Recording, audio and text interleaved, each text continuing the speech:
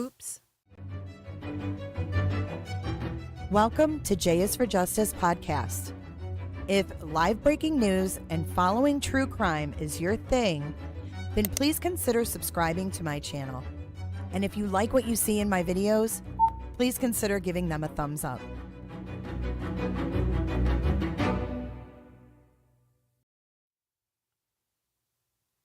Hey everyone, hopefully I'm not muted. I forgot my intro. I'm not muted.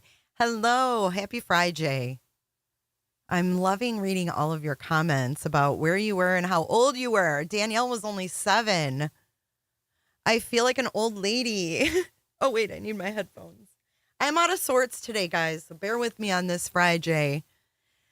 I do have our content ready to go, but I can't guarantee my mind is there. So bear with me. I'm a little off today. Hello, Clover. But this is a good day to be off because it's Friday and we just take it easy on Friday. So welcome to J is for Justice. My name is Jay. I'm your host. And welcome to my channel. If you're new here, please consider subscribing. We are working our way to 100K. Let's do a quick update.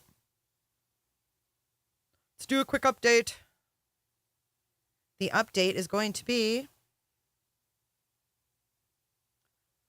dun, da, da, da, 99,765 subscribers. 99,765,000 of you lovely people. Welcome, welcome. For the returning members, thank you for being here. And the moderators, thank you for being here as well. I appreciate your time and spending it with little old moi. So I thought that today would be a good day to kind of take a breather because Dumbbell's not in court.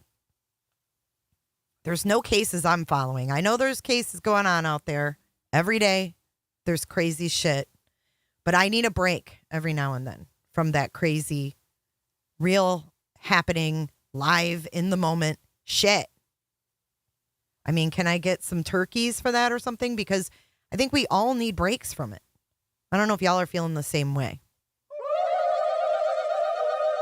99,765 Aguardos and Roberters and whatever you've been through the years. I mean, think about it. The first 20,000 were all Watts obsessed subscribers. And then our next thing was like the other crimes in Colorado subscribers. And then we had the Gabby Petito subscribers. We have like different realms of subscribers. And I got fuzz on my microphone. Hello, Miss Potato. Good afternoon. I hope that you had a great day today in the UK. But yeah, we had a lot of different generations on this channel. And whatever generation you're from, I invite you, and I'm going to call them generations. F it. I invite you to call my hotline and leave me a voicemail. Tell me how you found me, what the circumstance was, anything that you want to say about the channel, anything at all. And when I hit 100,000 subscribers, I'm going to play all these messages while I'm live. So if you guys want to hit that hotline, the mods, put it in the chat. Leave me a voicemail. You don't have to call. You don't have to talk. You don't have to show your face. Just leave me a voicemail. Let me know what generation of J is for Justice you come from. I love the stories. Because I do. I see your chats. You guys say, I started following you during Petito. I started following you during Watts. I started following you during Kylie Rodney. I mean, there's so many different cases we've gotten so deep into. I want to know where you came into the picture in our community. Because I can't keep it all straight. I try my best. John is not gone, girl. Good to see you, John. Good to see everybody who's here.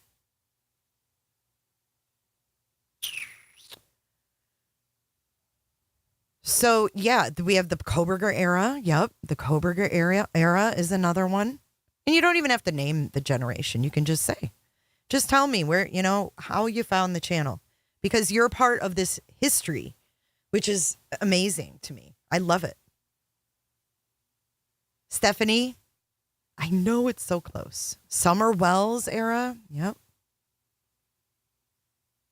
So a lot of eras. So I'm curious, and because I appreciate every single one of you, and I love hearing the history that we have together.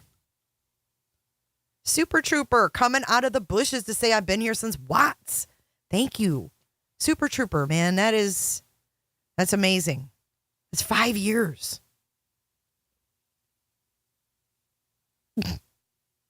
Potato. So today I thought it would be kind of interesting to go back in time to a time that doesn't feel too long ago to me, even though it's 30 years. Angie, I forgot all about that interview. Oh my gosh. We're going to do a video follow-up on that one too. Shell sent me that, and so did you, Angie. Thank you. The Amia Robinson, little baby. Or Robertson. But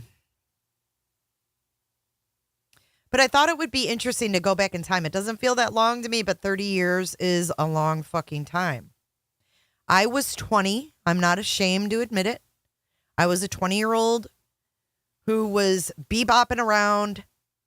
I wasn't really paying attention. I was, but I wasn't. Yeah, I don't know. I watched this on the news, probably in clips. But I never sat down and watched the entire thing like we're about to do today. Welcome in, Mike Sanner. Good to see you, my friend. So good to see you. It's so good to see you. I can't even say, Michael. I am Potato's longest viewership. I'm honored. Baby Amaya. Yes. They never even found her. But it's a case we covered a long time ago. Yes, Marie, I was 20. Yeah, so let's take ourselves back. We should really be doing this on the Gen X channel because this is really what we're doing, but we're not. So we're going back in time. This murder occurred on June 12th of 1994. I had my first son on July 30th of 1995. So this was just shy of me getting prego for the first time at 21 years old. I'm curious where all of y'all were, what you were doing, what was going on in your lives. Were you barely in school? Were you in pull-ups? Were you, nursing kids, whatever you were doing? Because this is like what was called the trial of the century, right? So what we're going to do first, just to take us back to October the 25th of 1993. You want me to repost Baby Amaya? Is that what you're talking about? Oh, thank you, Shell. I know it was such a weird time, huh? Everybody was doing such different things. So these calls that we're about to listen to came in on October the 25th of 1993. And they came from Nicole Brown Simpson's Gretna Green condo, where her life ultimately ended. These calls have been transcribed by this ojsimpson.co. O.J. Simpson fact or fiction, because a lot of it is hard to hear. Now, I did kind of raise the audio in the parts that were low, and O.J. is on a rampage. Oh, good idea, Jams. Good idea. Okay, so like I said, the first thing we're going to listen to are these 911 calls from October 25th of 1993. We've all heard bits and pieces.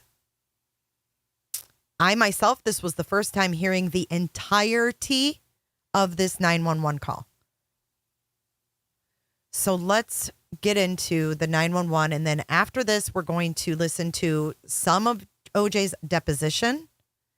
And then we're going to watch the Bronco chase. Okay.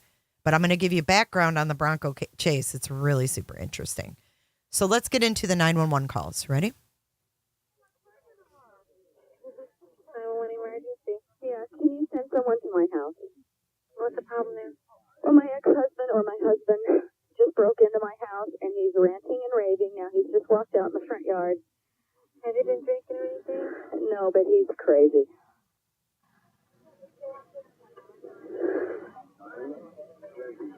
I just want to make sure that you guys can hear it loud enough. And do I need to give it some gain? Let me know. Because I can boost it a little bit. It is very muffled. It's just the old audio. So I did the best I could with it. Is he black or Hispanic? Black. What's he wearing right now? Black pants and a golf shirt. What color shirt? I think it's black and white.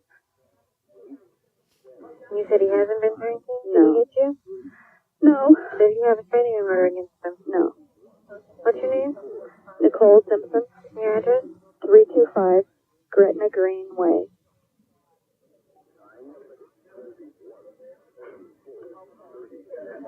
Is that a house or an apartment? It's a house. Okay, we'll send police out. Thank you. Uh-huh.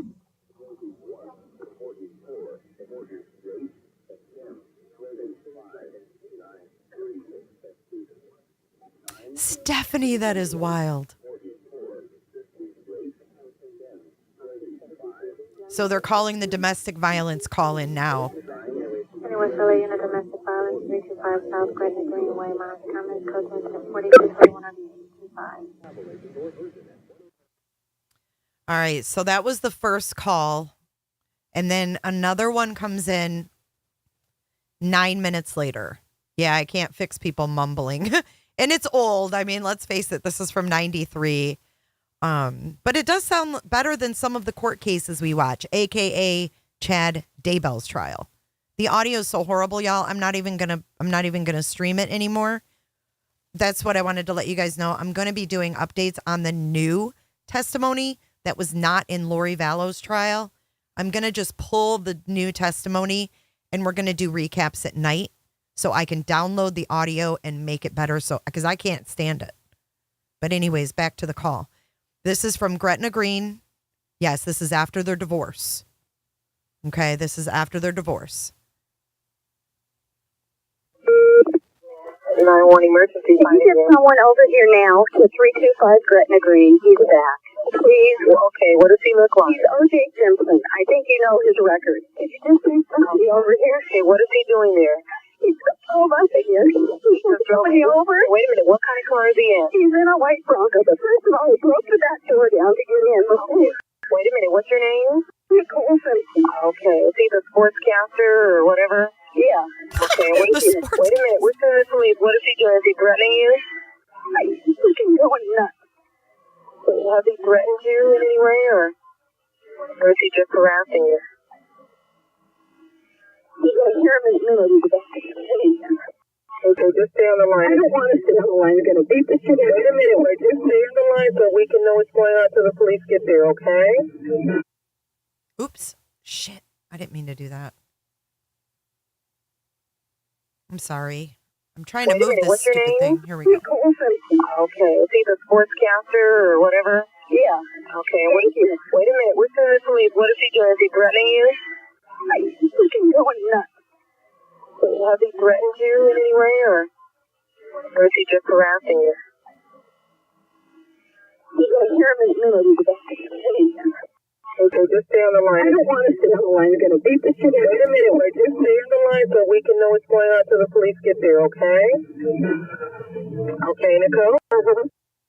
Just a moment. Does he have any weapons? I don't know. Okay. He ran home and heard that. Okay. They're sleeping. I don't want anything to happen. Okay, just a moment.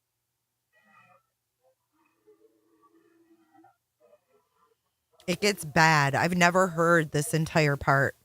Does he have drugs or anything? No. Okay.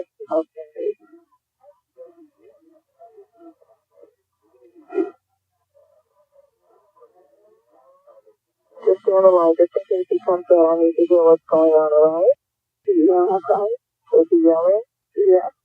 Okay. Is he heavy been drinking? No. Okay. What's our unit? Deposition on the Simpson Power 325 South Brittany Greenway. The suspect has returned in a white Bronco monitor comment. Incident 4221.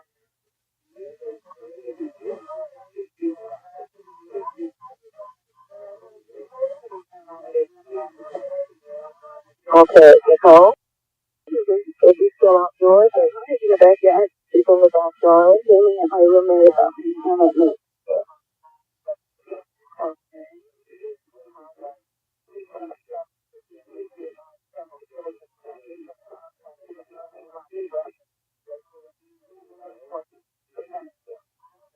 So what did he say?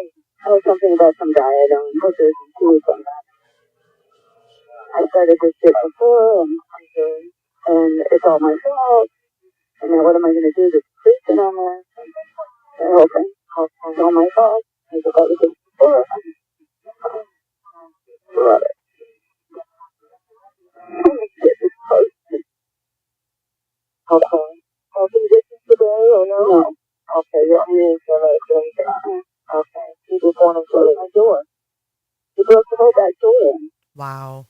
And then he left and he came back. And he came and he had to just knock my upstairs door down, but he pounded it, and then he screamed and hollered, and I tried to get him out of the bedroom because the kids was breaking him out. He was breaking her doors down. And then he wanted somebody to phone me book, and I gave him my phone book and was going to put my phone book down to write down the phone number that he wanted, and then he took my phone book with all my stuff in it. Okay, so basically you guys just get out here.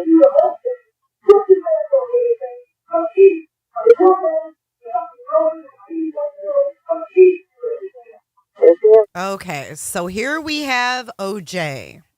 He says, OJ worked his ass off for this family. For Keith, he's a drug addict. His girlfriend is a Heidi Fleiss girl. Yikes. Now, Keith is a neighbor, I believe, of Nicole.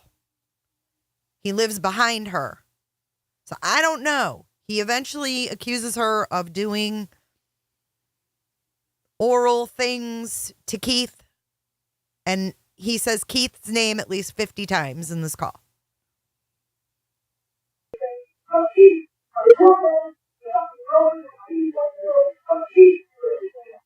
he inside right now? Okay, just a moment.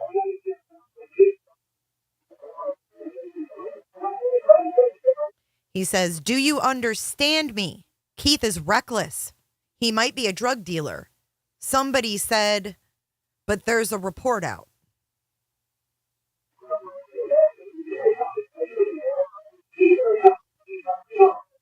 Keith is a nut, a skunk, and he still calls you.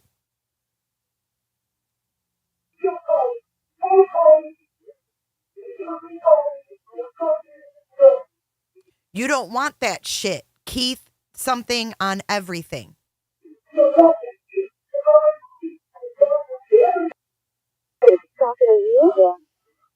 Are you locked in a room or something? No, he can come right in.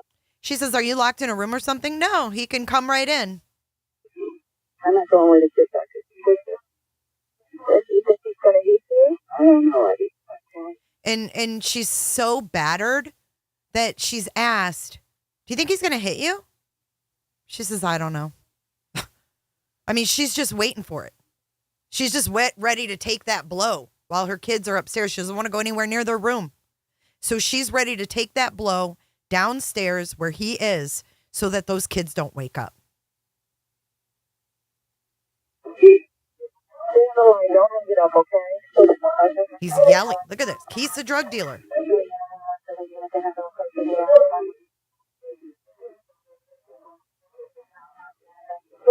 He says going fucking nuts last Friday with his friends. I don't understand why you don't.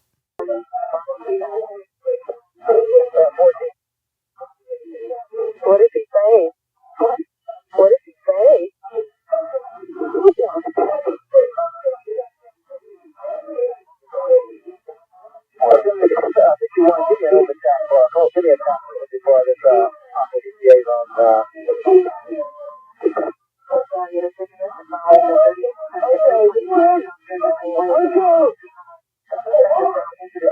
He doesn't stop, guys.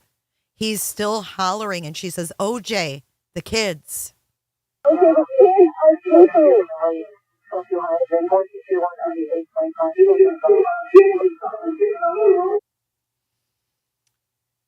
I know you heard that part. This guy, he said, you didn't give a shit about the kids when you were sucking his D in the living room. They were here. You didn't care about the kids then.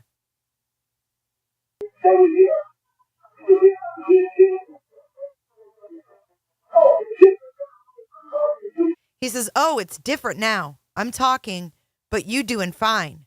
Shake your head, but you're doing all that shit. But you doing fine, Nicole. Just hearing his voice in the background and not even being able to make out what he's saying is triggering. It's like under my skin right now. It makes me feel anxious.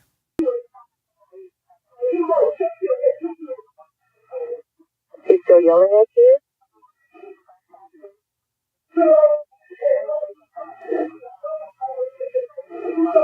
Just stay on the line, okay? 807-81.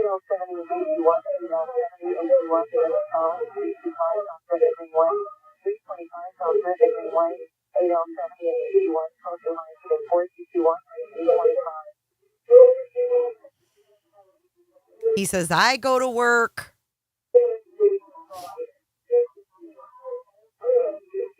Is there still something that you did? It always comes back.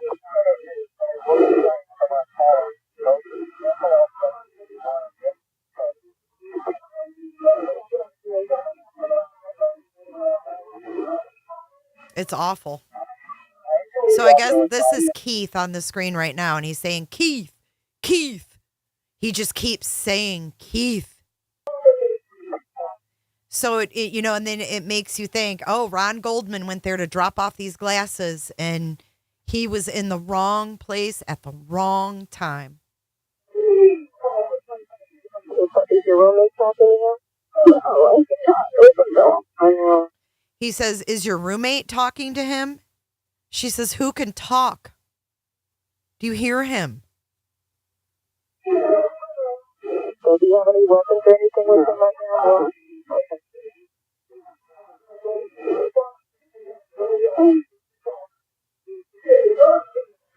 Where is he standing?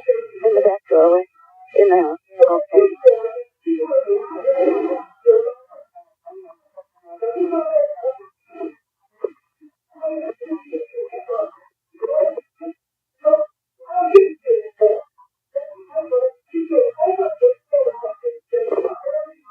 I don't give a shit anymore. And that wife of his, she took so much from this motherfucker.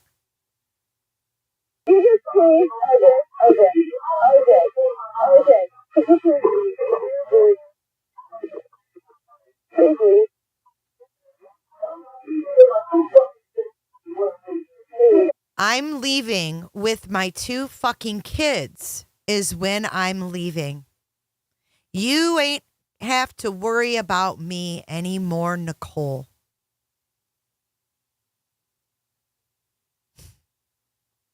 This is so typical. If this wasn't some celebrity, it would be so typical.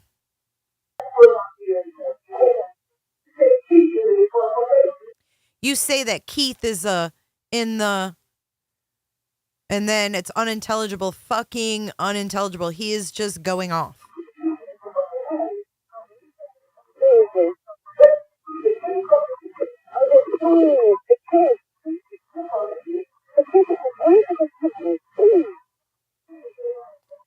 I think she says the kids don't know anything about either Keith or this Brett guy that he's going off about. Please. So it's like he's bringing all this into his kids' lives, too.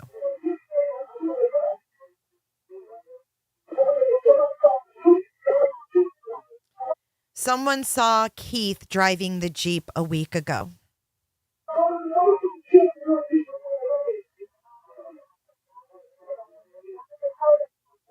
Is he leaving? Is he leaving? Does it sound like he's leaving? Does he know you're on the phone with the police? No. Okay. Where does he sit right now? Up in my room. And is he even yelling? I don't know. So he didn't even know she was on the phone with police at this point. My 2 effing kids. And the dispatcher says, oh, God. Why? Is there someone up there with the kids? No.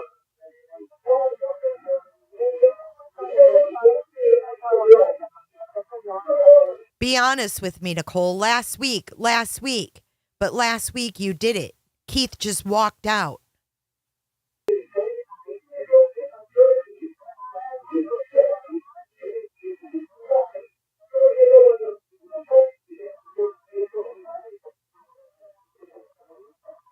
This part goes on unintelligible for a minute. What did he say now? Nicole? He's still on the line? Yeah. You think he's still going to hit you? I don't know. He's going to leave. He just said that. He said he ain't leaving.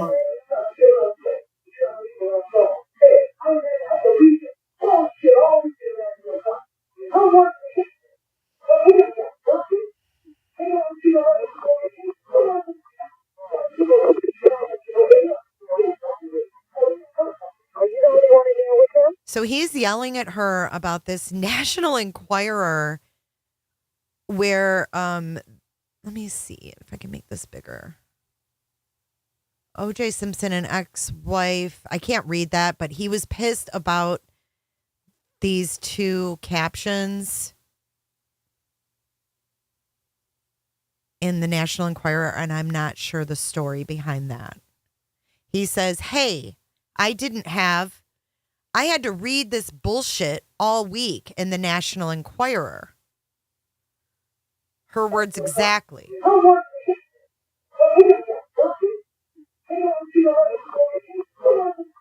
They had to have seen the letter, Nicole. Her words exactly. Are you the only one in there with him? Right now, yeah. He's talking to you, and he's also talking to the guy that lives. He's also talking to the guy who lives out back is just standing there. Out back is just standing there. Oh, okay. He just came home. Oh, okay. He just came home. Is he arguing with him too? Is he arguing with him too? Absolutely not. Oh, okay. Oh, arguing. Yeah. Nicole says nobody's arguing. This happened before, you know. She says, okay, the police should be on the way. It just seems like a long time because it's kind of busy in that division right now. Yeah, it's been a while. The police should be on the way. Cato. It seems like a long time because it's kind of busy in that division right now. Cato's just standing there.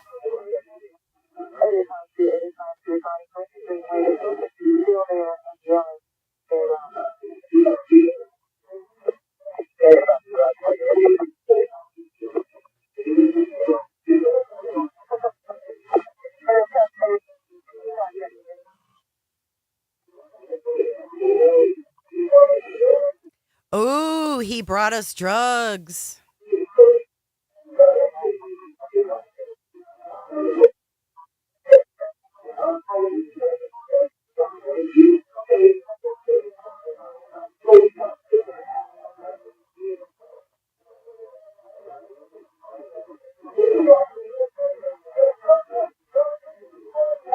So he started talking about her buying drugs and she like covered up the phone.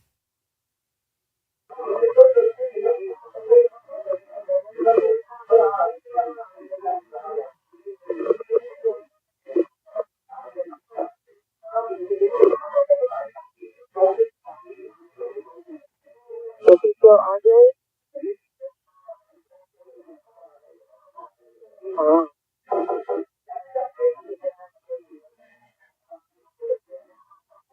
Was someone knocking on your door? Oh, he was knocking on the door? So there was a locked bedroom and he's wondering why. There's a locked bedroom and he's wondering why. So he's knocking on an empty room that's locked. Unless there's somebody in that room, I don't know. Oh, he's knocking on a locked door?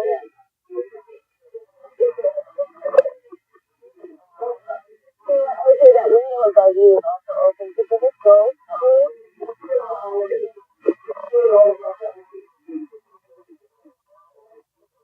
Even if she was, they're divorced, Jess. You want to, you feel safe hanging out? No. Yeah. You want to wait till the police get there? Yeah. Okay, so Nicole was going to hang up. She decided to wait until the police got there. So there's a lot of yelling still that you can't make out.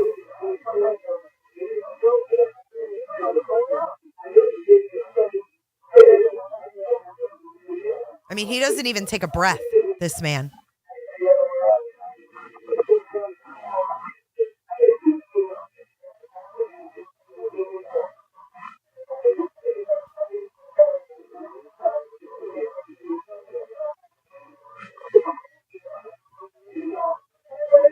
The cops still haven't arrived either. Nicole, is he still arguing with you? He's moved a little bit. Okay. But he doesn't know you're upset? Okay. Oh, the kid's still asleep? Yeah, I'm being pretty. So she says, I'm ignoring him. And are the kids still asleep? Yeah, my babies, they're like rocks. What part of the house is he in right now? Upstairs? Downstairs? And you're upstairs? No, I'm downstairs in the kitchen.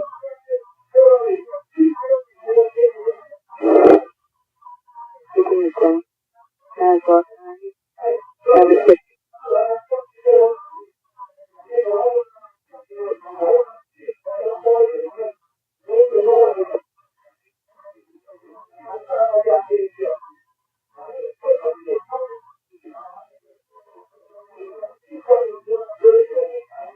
My fucking word is good, he says.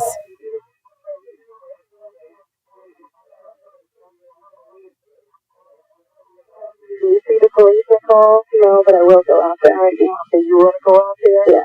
Okay. Okay. This was Speaking with O.J. Simpson okay. and Hold on. Cato's Okay, hold on. So that's the end of the 911 calls.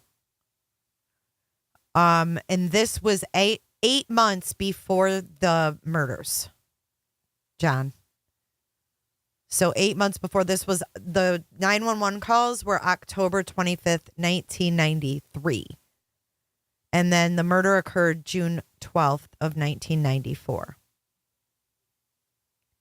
But when the police arrived on October 25th, 1993, they spoke with Nicole and OJ separately. And this person, ojsimpson.co, has transcribed with AI voice the conversation between the cops and Nicole and the cops and OJ. Speaking with O.J. Simpson in Cato's guest cottage. What's going on tonight? I'm having a little fight with my ex-wife and current girlfriend. In the main house, speaking with Nicole Brown Simpson. OJ started yelling at me about this photograph. I apologize if the photograph is here, but I haven't seen this guy in a year. I said goodbye to OJ and left the phone off the hook. That's when he came over and started kicking the door. You did. So She was on the phone with him. She set the phone down and he said, F this, and came over. Have anything other than a verbal altercation? Yeah, breaking and entering, I call it. Back in the guest cottage, O.J. Simpson is still speaking with LAPD. We were yelling at each other, but I'm surprised she called the cops. I thought she was on the phone with her mother. Later in the conversation with Nicole Brown Simpson. He gets a very animalistic look in him. All his veins pop out, his eyes are black, just black. Very cold and very weird. This gave me the chills. I know the voices are creepy, but this gave me the chills, guys. He gets a very animalistic look in him. All his veins pop out. His eyes are black, just black. Very cold and very weird.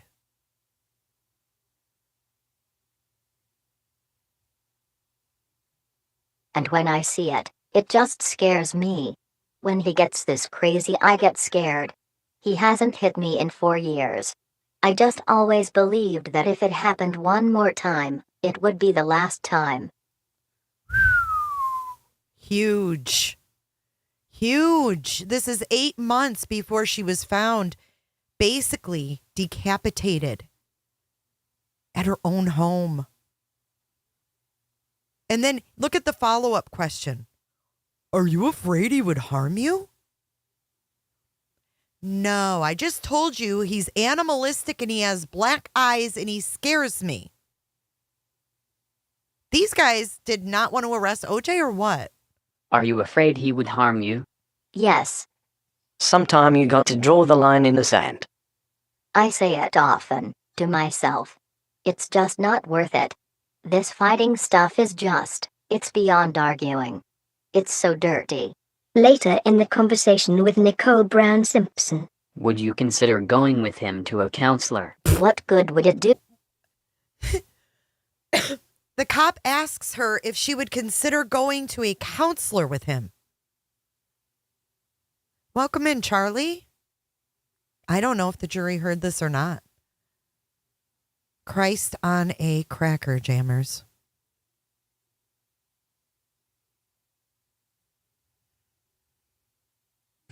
Did you have any big fight? Okay, so now we are going to get into, this is the deposition of OJ, but we are going to change gears and we're going to go to the chase. But before we do that, hold on. Let me get my OJ slideshow up here. Okay. So we're going to go back to his deposition, but that was obviously after he was arrested and all that stuff, after the chase. Okay. So we're going to actually go back in time to this day on June 17th of 1994. Okay. This is when the chase occurred. Now, the murders happened on June 12th of 1994, and this chase took place 5 days later, and you're going to find out why in just a second. So on the summer Friday of June 17th of 1994, the entire American sports world was crackling with excitement. The United States hosted the FIFA World Cup, and that kicked off at Chicago's Soldier Field. The New York Rangers were basking in a ticker tape parade for their Stanley Cup championship. The U.S. Open was set to welcome the world's golf stars to Oakmont Country Club near Pittsburgh.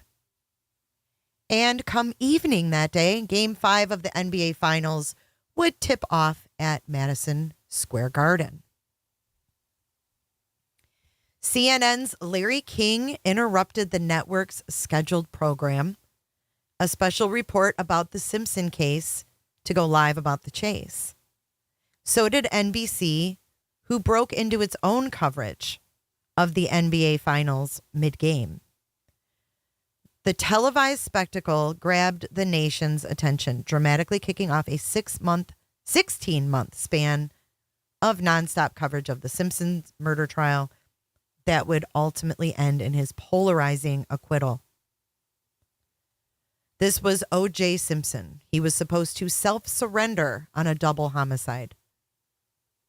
And it was also true in most car chases, people are rooting for the police to catch the bad guy. But in this case, people were cheering and rooting for O.J. The evening started when O.J. vanished from under the noses of his lawyers and his doctors after failing to appear at a prearranged surrender at the LAPD.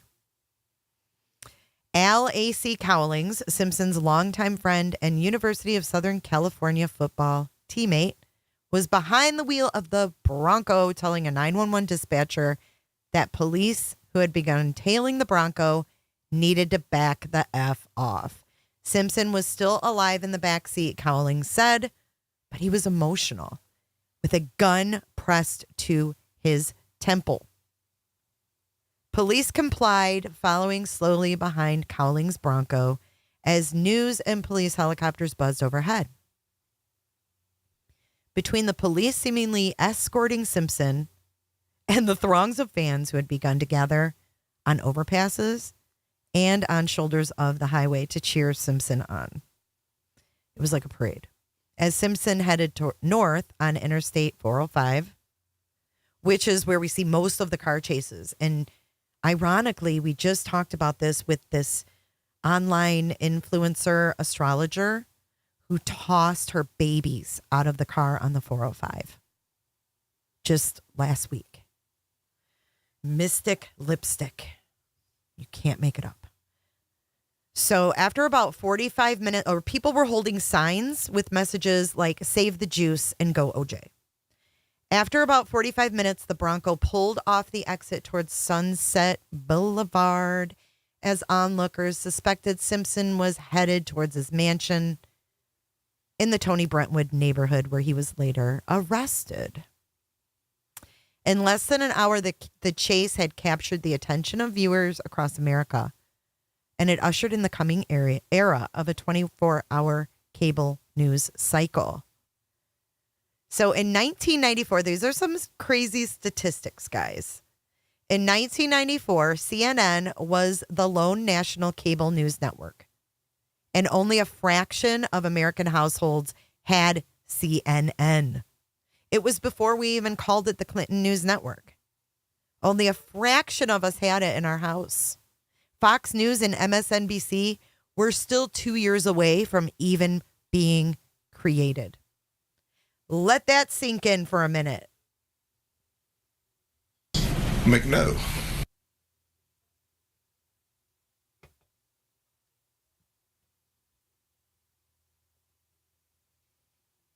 Crazy. More people watched Simpson's preliminary hearing than watched coverage of the Gulf War.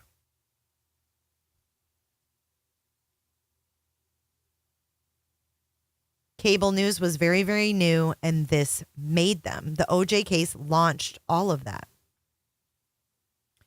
So even though I don't give a damn how far OJ Simpson could throw a pigskin, because I don't care how good he is at football or whatnot, that call I just heard, piece of shit human being. And, you know, I just think glorifying pieces of shit like that are kind of a thing of the past now. I think that we look back and we go, wow, he was no different than the dirtbag down the street that's throwing his wife around in front of his kids. He just has a lot of money and he can throw a football. You did, Nicole? That is so awesome. Thank you for watching it. Let me know how you liked the episode. So anyways, throughout his record-shattering football career, which all the guys want to talk about, Orenthal James, O.J. Simpson, bobbed and weaved on the gridiron like no other in his white Buffalo Bills jersey. But with his death on Wednesday from prostate cancer, the most memorable image he leaves is bobbing and weaving on a Los Angeles freeway in a white Ford Bronco. Right. I mean, look at Danny Masterson. Piece of shit. And he was put right there. And then Ashton Kutcher was put right in the same shitbag bag just for defending him. We've changed. We've evolved. Right, Karchi. He ran the ball, but we don't care. Okay. So that's how much I know. I thought he threw it. I didn't know he ran it. So for those who witnessed this riveting event in the white Bronco on June 17th of 1994, the memories are haunting. For anyone too young, you know who you are. It is almost impossible to overstate the event's impact. It's one that left us standing, jaw dropped in front of TVs from coast to coast. Having become the focus of police inquiry into the grisly stabbing murders just 4 days earlier of his former wife, Nicole Brown, and her friend, Ron Goldman.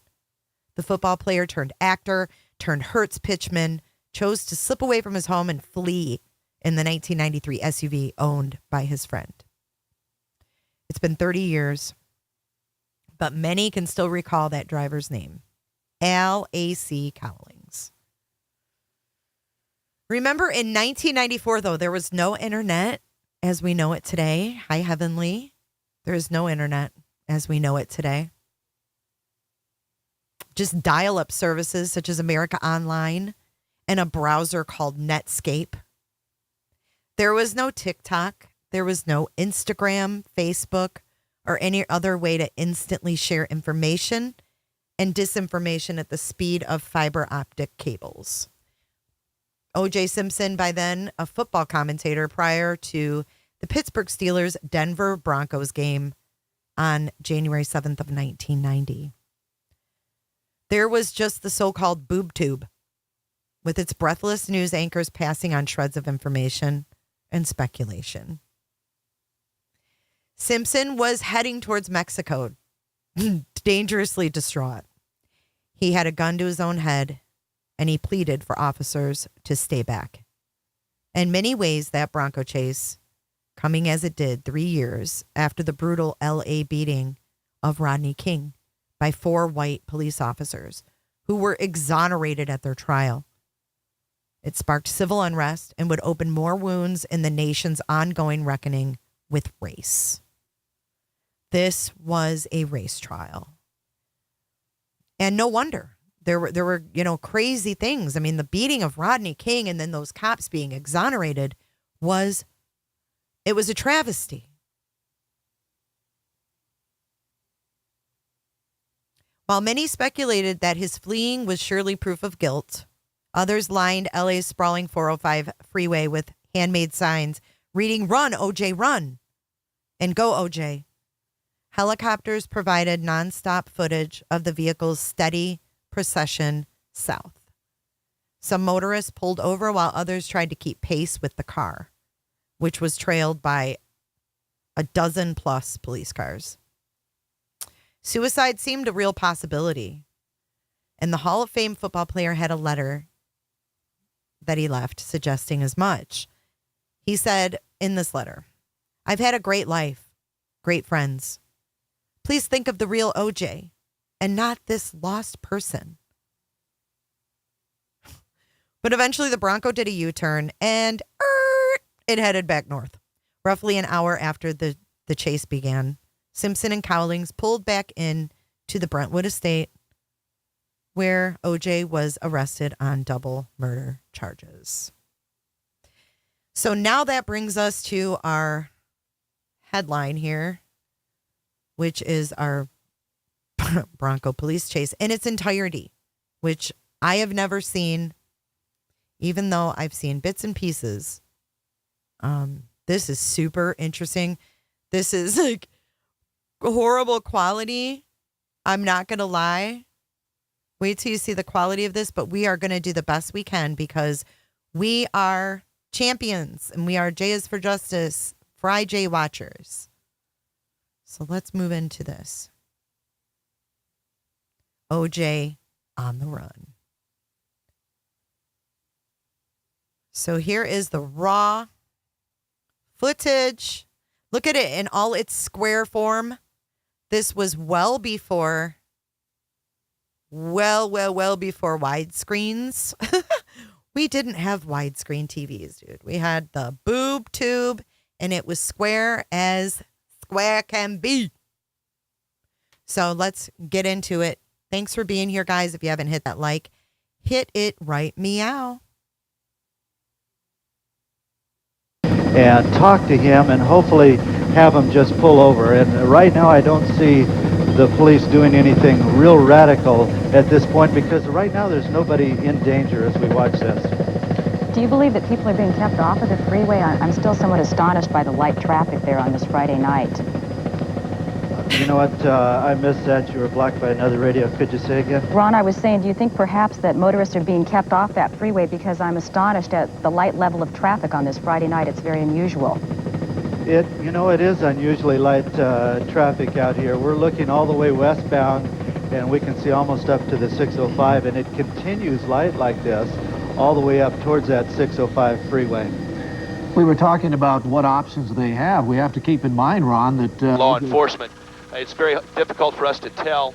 I don't know how much tighter that we have here, but and he says that's as tight as we can go right now. So from our vantage point, we cannot tell exactly how many are in the vehicle at all.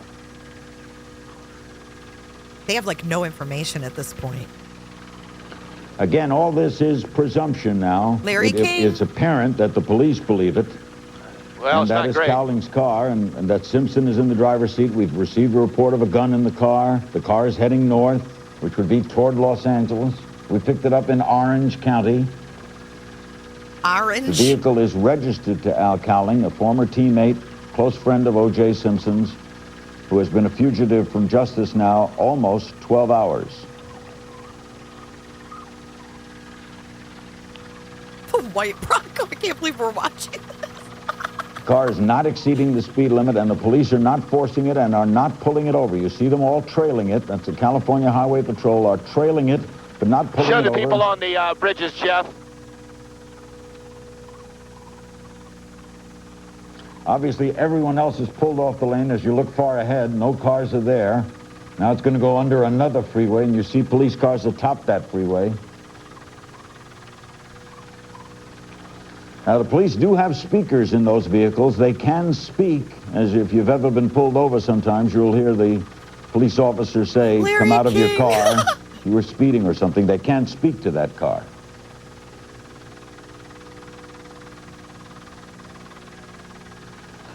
Reuters is reporting that the police tracked O.J. Simpson through his cellular phone. Apparently he was on the cellular phone, and they tracked him through there, and that's how they picked up this car to his mother and his children.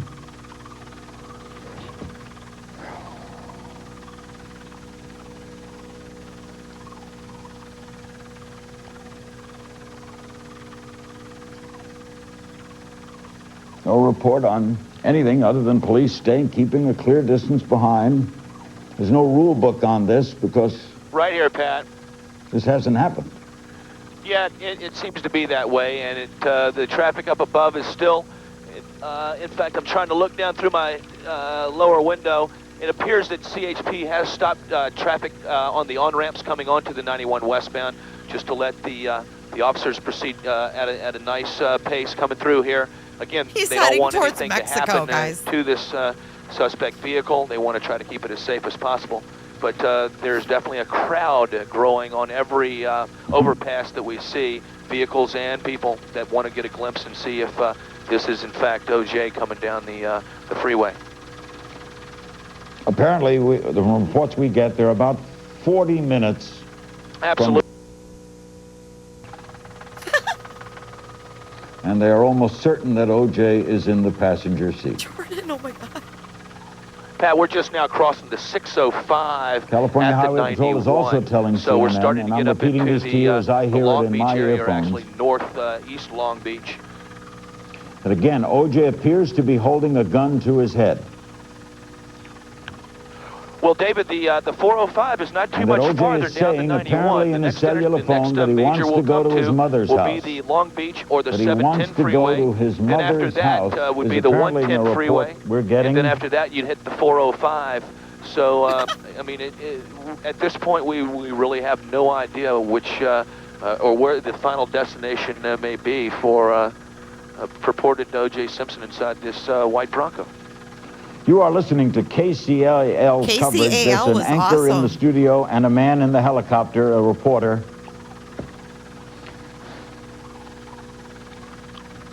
That has been identified.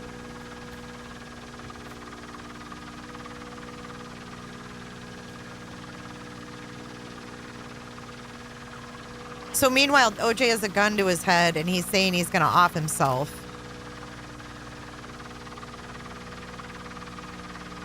Is he really, Charlie? Does he do anything in the public eye?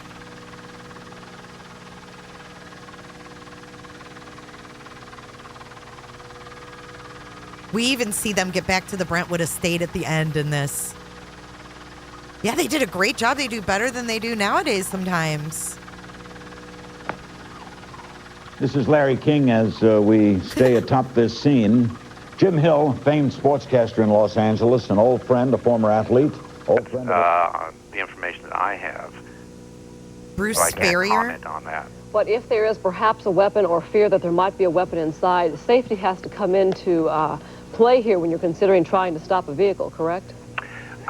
Yes, we have, the CHP has policies for high risk and or felony stops, and the officers, if they are involved Trying to find a in picture that, of this guy.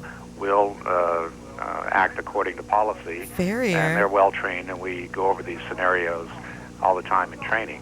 So the officers are well aware of the procedure to use in felony stops or high risk situations.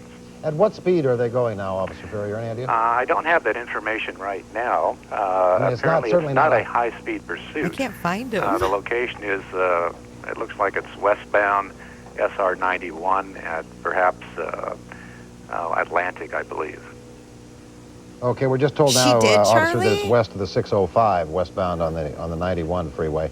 I see. Okay. This is really a case, as it has been in so many of these pursuits on Southern California freeway. You know, L.A. Belt. That was the All Points Bulletin that was issued for O.J. Simpson. They now have him very much in... Abreast of where they are and what the situation is, and for the time being, everyone seems... All right, if you could turn... The kid back in Greensboro, man, watching you play. Vince, if you could turn down your television set. Man, I'm just praying that you guys will just give yourself up, man. Just stop. Please stop. In Jesus' name, just stop, man. Because we love you, man. Just stop. What? Vince Evans, we thank you for joining us. How long have you been watching here? Have you been watching for most of the last half hour or so? Yeah, I have. And your thoughts about what his mental state might be? To be doing something like this? This certainly isn't the OJ you know. Well, it isn't, but I know he's been under a lot of pressure, and I'm sure that he's feeling like the world is against him right now, but... I don't know. Like myself, and I'm sure so many other Vince people. Evans. He's greatly loved, man.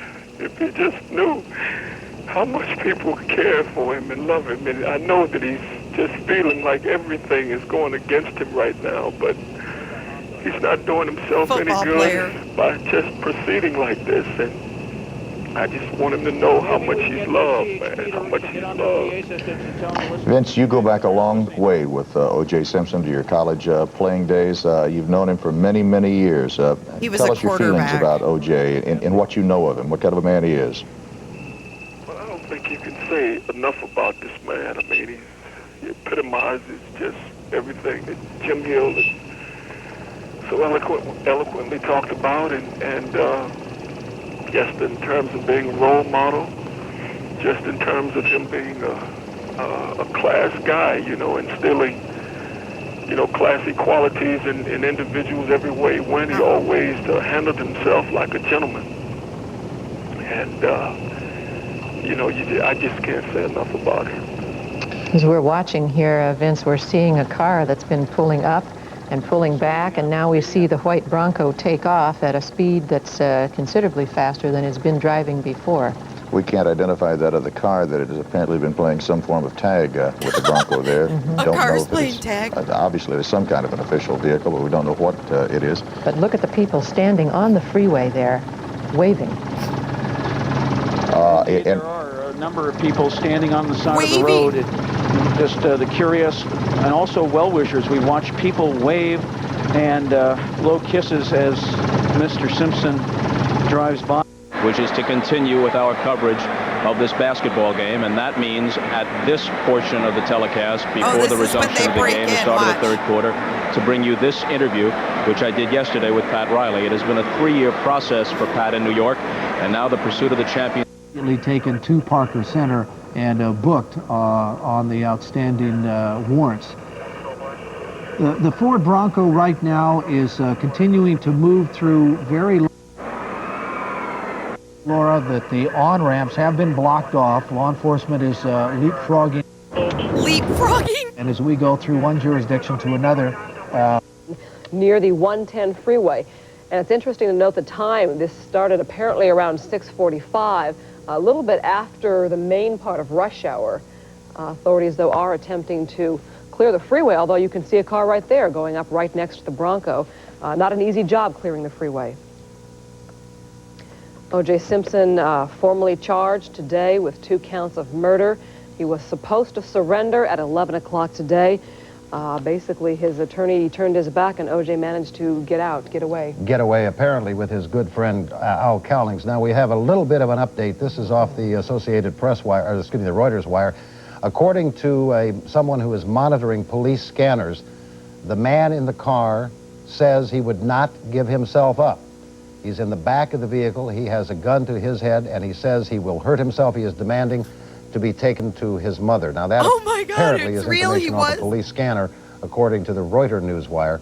We continue to watch from Sky 11 this 1993 Ford Bronco. We do know that this is the vehicle that belongs to Al Cowlings, former pro football player himself, a longtime friend of O.J. Simpson. O.J. Simpson, when he was preparing to surrender this morning, to be picked up by LAPD and taken to Parker Center, wrote 3 notes, one to his mother, one to his family, and one that his attorney and a friend of his, a friend read this afternoon at the attorney's office in Century City. And to listen to that note, it sounded very much like a farewell goodbye from O.J. Simpson. Said that he basically thought he had done what was right all his life and wanted to be remembered for that. He asked the media to leave his kids alone and for all of us to remember him for what he had been. He also proclaimed his innocence in that note. He said, quote, "First, everyone understand I had nothing to do with Nicole's murder." Went on to say, if we had a problem, it's because I loved her so much. Oh, my. Don't feel sorry for me. Thanks for making my life special. I hope I help yours. Peace and love, O.J. His attorney had said that he'd been extremely depressed. He was under the care of doctors. One friend is quoted as saying he had never seen O.J. Simpson so low. The vehicle, we believe, with Al Cowlings and O.J. Simpson in it, and it looks like the emergency flashers are going on that Bronco. That's the first time we've had sort of this view of the vehicle. And it is going westbound again. It appears the way the sun is hitting the front of the vehicle, although it's a little bit difficult to tell because they have made a transition from one freeway to another. And there you see just a huge number of police cars. Look at all those cops. CHP, Orange County Sheriff, LAPD, presumably Los Angeles County Police Department as well as LA County Sheriff's cars, all a respectful distance behind, just waiting, hopefully, for this to play itself out peacefully without any further loss of life or any more damage and destruction. On the phone now we have psychiatrist Dr. Tom Linden. And Dr. Tom, can you hear me? Yes, I can, Chris. He's basically got him guilty saying that. We don't need any more loss of life. O.J. Simpson is in this vehicle. One report says he has a gun pointed to his head, says he will not be taken alive, and wants to be taken to see his mother. At this point, what would you deduce psychiatrically from those comments? Well, I can't obviously... Many people are out here, either on the freeway or on the bridges, on the overpasses, just to catch a glimpse of this situation as it goes by. So people have actually come to watch after watching this live shot. They've come to see it for themselves, you're saying, Ron? And I missed that. And think this went on for 45 minutes. The end result of that, or the end station of that, is multiple personality disorder.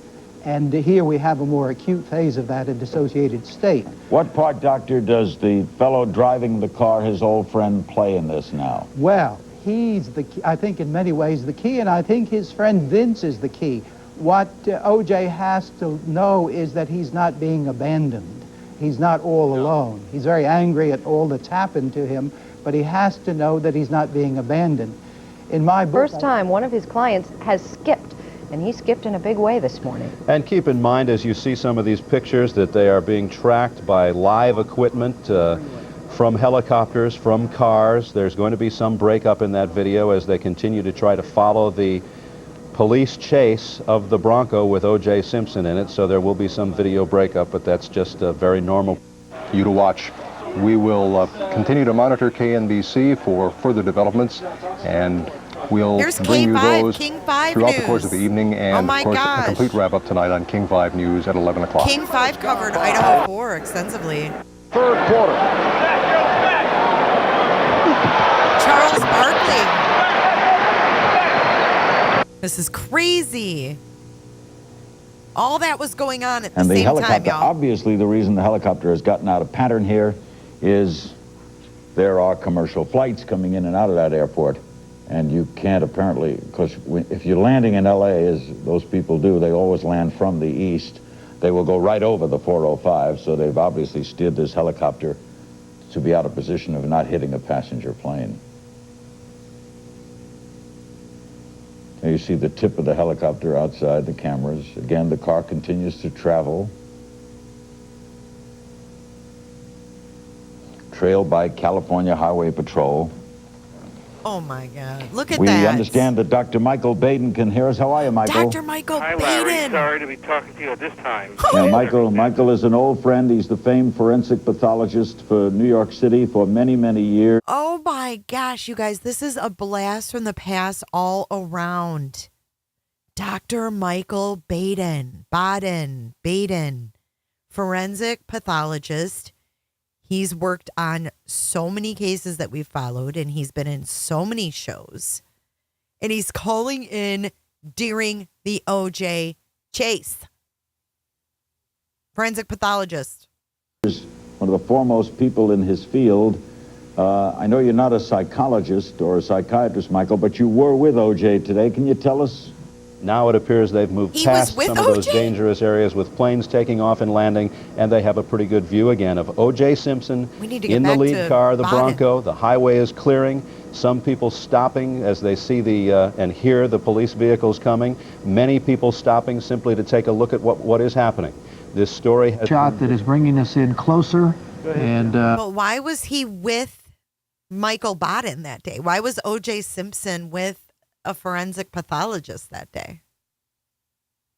Or that doesn't make sense. While it is closer, we are still not able to discern if go ahead, John. Another angle for us there. If O.J. Simpson is in the back. It would appear that they have their flashing lights on, the distress lights, lights you use when you pull over and you want to alert your fellow motorists that you're having trouble. So I've got a couple certainly having that today. Pushing along this freeway without much problem at all. Quite interesting to see what is going to develop here in the next 5 minutes or so. Currently approaching the 405-10 interchange northbound. So you're right near the Santa Monica freeway, and it looks as though the car is proceeding at, what would you estimate, 40, 45 miles an hour? Yeah, approximately that speed is between 35 and 45 miles an hour, I would estimate. Uh-huh. Okay, then from the I-10 interchange up to Sunset Boulevard is only going to be maybe 3 or 4 minutes more. Oh, most definitely. In the next 60 seconds or so.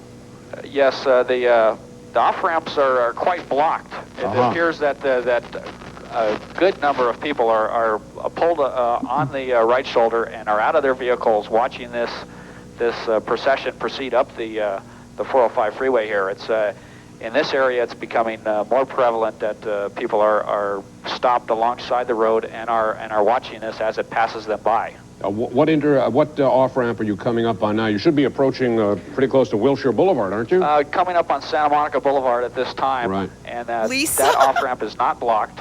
Mm-hmm. And the vehicle is still in the far left lane, all right, so continuing northbound. Let's mention to our viewers that there are only 3 off-ramps now remaining if he's going to go to that Brentwood estate.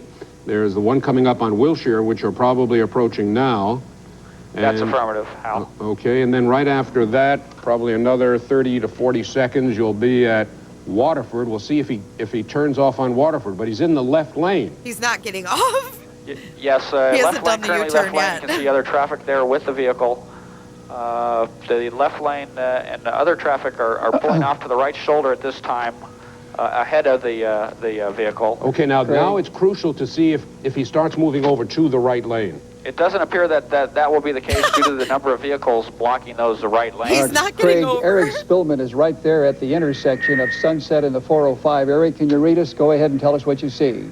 Well, first of all, we're just coming up. We're going north on the 405. We're coming to Sunset Boulevard right now.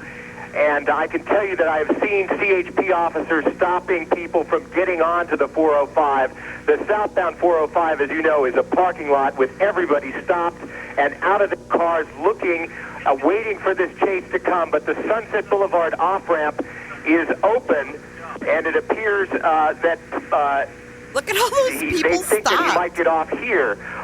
Moving over to the right, which means he may take that Sunset Boulevard off-ramp. He's now moving over to the right lane. Go, follow. Craig, are we approaching Sunset Boulevard now? Yes, we are now. Okay, we're approaching Sunset Boulevard. We're approaching Sunset Boulevard. There's a crowd of people who are on the bridge here watching as he approaches the Sunset Boulevard. All right, Eric. Looks like there's a... Eric, it appears now as though he is getting... As I recall, there are two lanes on the Sunset Boulevard off-ramp. He is in one of them, and that's the lane he would be using. Looks like he's getting off it. Okay, Hal, it looks like he is getting off at the off-ramp at Sunset. Right. Okay. Getting off, he's on the off-ramp now, coming up the off-ramp at Sunset. Lots of people at the overpass at Sunset, and possibly here will be a westbound turn en route to Brentwood. That's right. It looks like he's in the left lane now. Yeah. Making a left turn. The intersection is free, and he's clear, and now making his left turn westbound on Sunset. All right. He must have gone right by you, Eric. Well, he hasn't. We're staying ahead of it. We're going to his mansion, believing that he's going there, but it was an amazing situation on that overpass there. There were people running around on top of there. I don't know how he's going to be able to drive through all those people.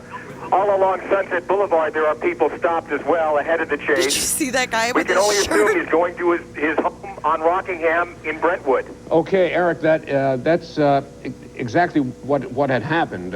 He did take that Sunset Boulevard off-ramp, as we had speculated, and now he is proceeding west on Sunset Boulevard. He just went past Woodburn and will be approaching Barrington Avenue. And there's a red light at Barrington. There are lights on this. I don't know what he's going to do, how he's going to respond to traffic lights. He hasn't had to cope with that, but there's quite a lot of traffic lights. We're hearing the sirens behind us now. He is right behind us. We're hearing the sirens. The police have their sirens on. Both sides of the street have pedestrians. All right, They've just passed us at Barrington. He just went past Barrington. Just passed us at Barrington, followed by the sheriffs. They're Orange County Sheriff, Santa Ana police officers who are in pursuit. Okay, Eric, it's only now probably 3 minutes at the most, I would say, to his home in Brentwood. That's right.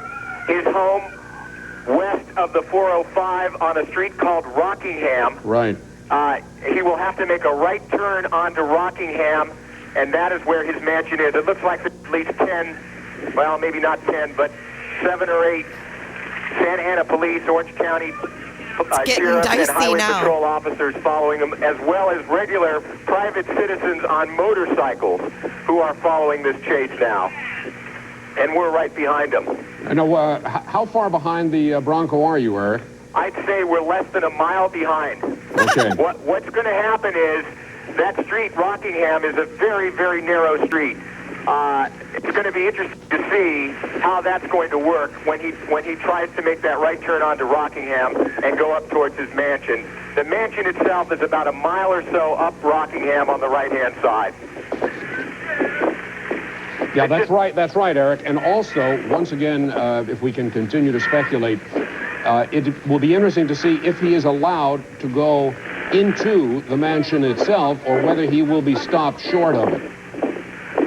That's a good question. The Los Angeles County Sheriffs and California Highway. This changed the entire scenario, getting off the freeway, and it's, I'm telling you, I'm looking at this along with you, I think that's Sunset Boulevard. Yeah, it looks like Sunset. The trees and the way, the configuration. Right. And so moving up into the Brentwood area where O.J. has had a home for quite some time, and also the home of his late wife, Nicole Brown Simpson. Again, police are in pursuit. They have not closed in. This has been going on since about an hour and 15 minutes. They have kept their distance. They have been following diligently, but they have not made any effort to derail O.J.'s vehicle. They have made no effort to pull up beside him. Again, here is O.J. Simpson. Yes, indeed, it would appear that he is, in fact, trying to reach his neighborhood, if you will. And you see people chasing after the Bronco, which is the worst thing they could do. Mark Coogan, are you able to hear us now? Look, there's one of the satellite trucks, so I think this, in fact, is pulling up. He's pulling right up to his home. Sure looks like it, Harold. Here he is now. Here's the car pulling into the driveway. Mark Coogan, we're watching O.J. Simpson pull into his driveway. He has driven all the way, and here's somebody coming up beside him. And look, there's a bit of a scuffle here. Oh. And Al Cowlings, who is at the wheel, apparently is telling whoever came up there to get out of the way, to get back, and to stay out of the way. O.J. Simpson is in the back of this vehicle. It has tinted windows. We're unable to see a clear picture of him. But the reports we've received off of the police scanners is that Mr. Simpson has a gun to his head and obviously is threatening suicide. Mr. Cowling, as he has done since this drive began an hour and 15 minutes ago, has been waving everybody off, telling them to stay back. Al Cowlings is a friend. You just know that he is doing the best job he can to emotionally calm down O.J. Simpson right now, telling the juice to put the gun down. The juice! Police, as you saw, are on the premises. They've been there all day. They, too, are staying back right now. And all we can do is watch along with you, keep our fingers crossed that O.J. will, in fact, put that gun down and that this will end peacefully. But O.J. Simpson has returned home. After it's all said and done, he took off from Orange County and he decided he was going to go home. There's more footage. Wait for it. The reports all day have been that O.J. has, in fact, been suicidal. He wrote a letter that thanked many of his friends, his former teammates, his golfing buddies, his broadcasting friends, and people he's known over the years. And on any other occasion, we would have labeled it a suicide note, but the friend who read it told us that it was a letter that he wanted read to the public. The word suicide wasn't mentioned, only when his attorney, Robert Shapiro, said that he believed O.J. was suicidal and that O.J. had been under the care of psychiatrists and days, very despondent. Linda Breakstone apparently is at Park. The phone, when talking to other people, perhaps law enforcement, is very, very difficult to figure out just what the next move is going to be. Craig, what do you see from up there in the your pilot's position? Well, Stan, we've got the vehicle in the driveway with flashers on. Someone approached the vehicle initially and then believed the security guards or police officers pulled them away from the vehicle. And right now, it's just it's a waiting game, it looks like. Where are the law enforcement officers? Can you see them around? Are they all outside? It looked like they came out of the house, or were in the house and came out of the house and then went back into the house. At this point in time, I do not see too many law enforcement people in and around the vehicle. However, that's not to say they could be close proximity to the house and the vehicle around the grounds. Craig, let me recommend that we stay right on your position there, because I have a feeling that the car didn't just drive in there to sit there, that something is happening right now. I would suspect there's some kind of communication, cellular communication between a cell phone and either the house or law enforcement in that area, some kind of negotiation. The officers were inside ready to pull him back, like they knew he was coming. They were aware he was coming. The situation now, Linda, He's still got his hazards on. Very tense. If they knew he was coming there, though, there may be some situation where he is, you know, said he will surrender or something like that. We also know that he has a cellular phone there, and the Los Angeles Police Department has some very excellent psychologists on their staff, people who are crisis counselors, if you will, and that is a definite possibility that they are trying to make contact with O.J. On the telephone. I have no evidence that there's a phone being passed to the back of that Bronco, but it would appear to me that they are making that effort, maybe talking to Al Cowlings, that they would like to talk to O.J. and tell him that it would be in his best interest to put that gun down and to step out of that vehicle with his hands in the air. Let him do what he's going to do. If I were to guess, based on the information we've been able to patch together here at Parker Center, they definitely knew where he was going about 10 minutes ago when he was still on. In altitude, we certainly want to cooperate in that respect, not endanger anybody. And as we say, we hope that this will end peaceably, but we'll see what happens here. We'll stay on that Ford and see what happens.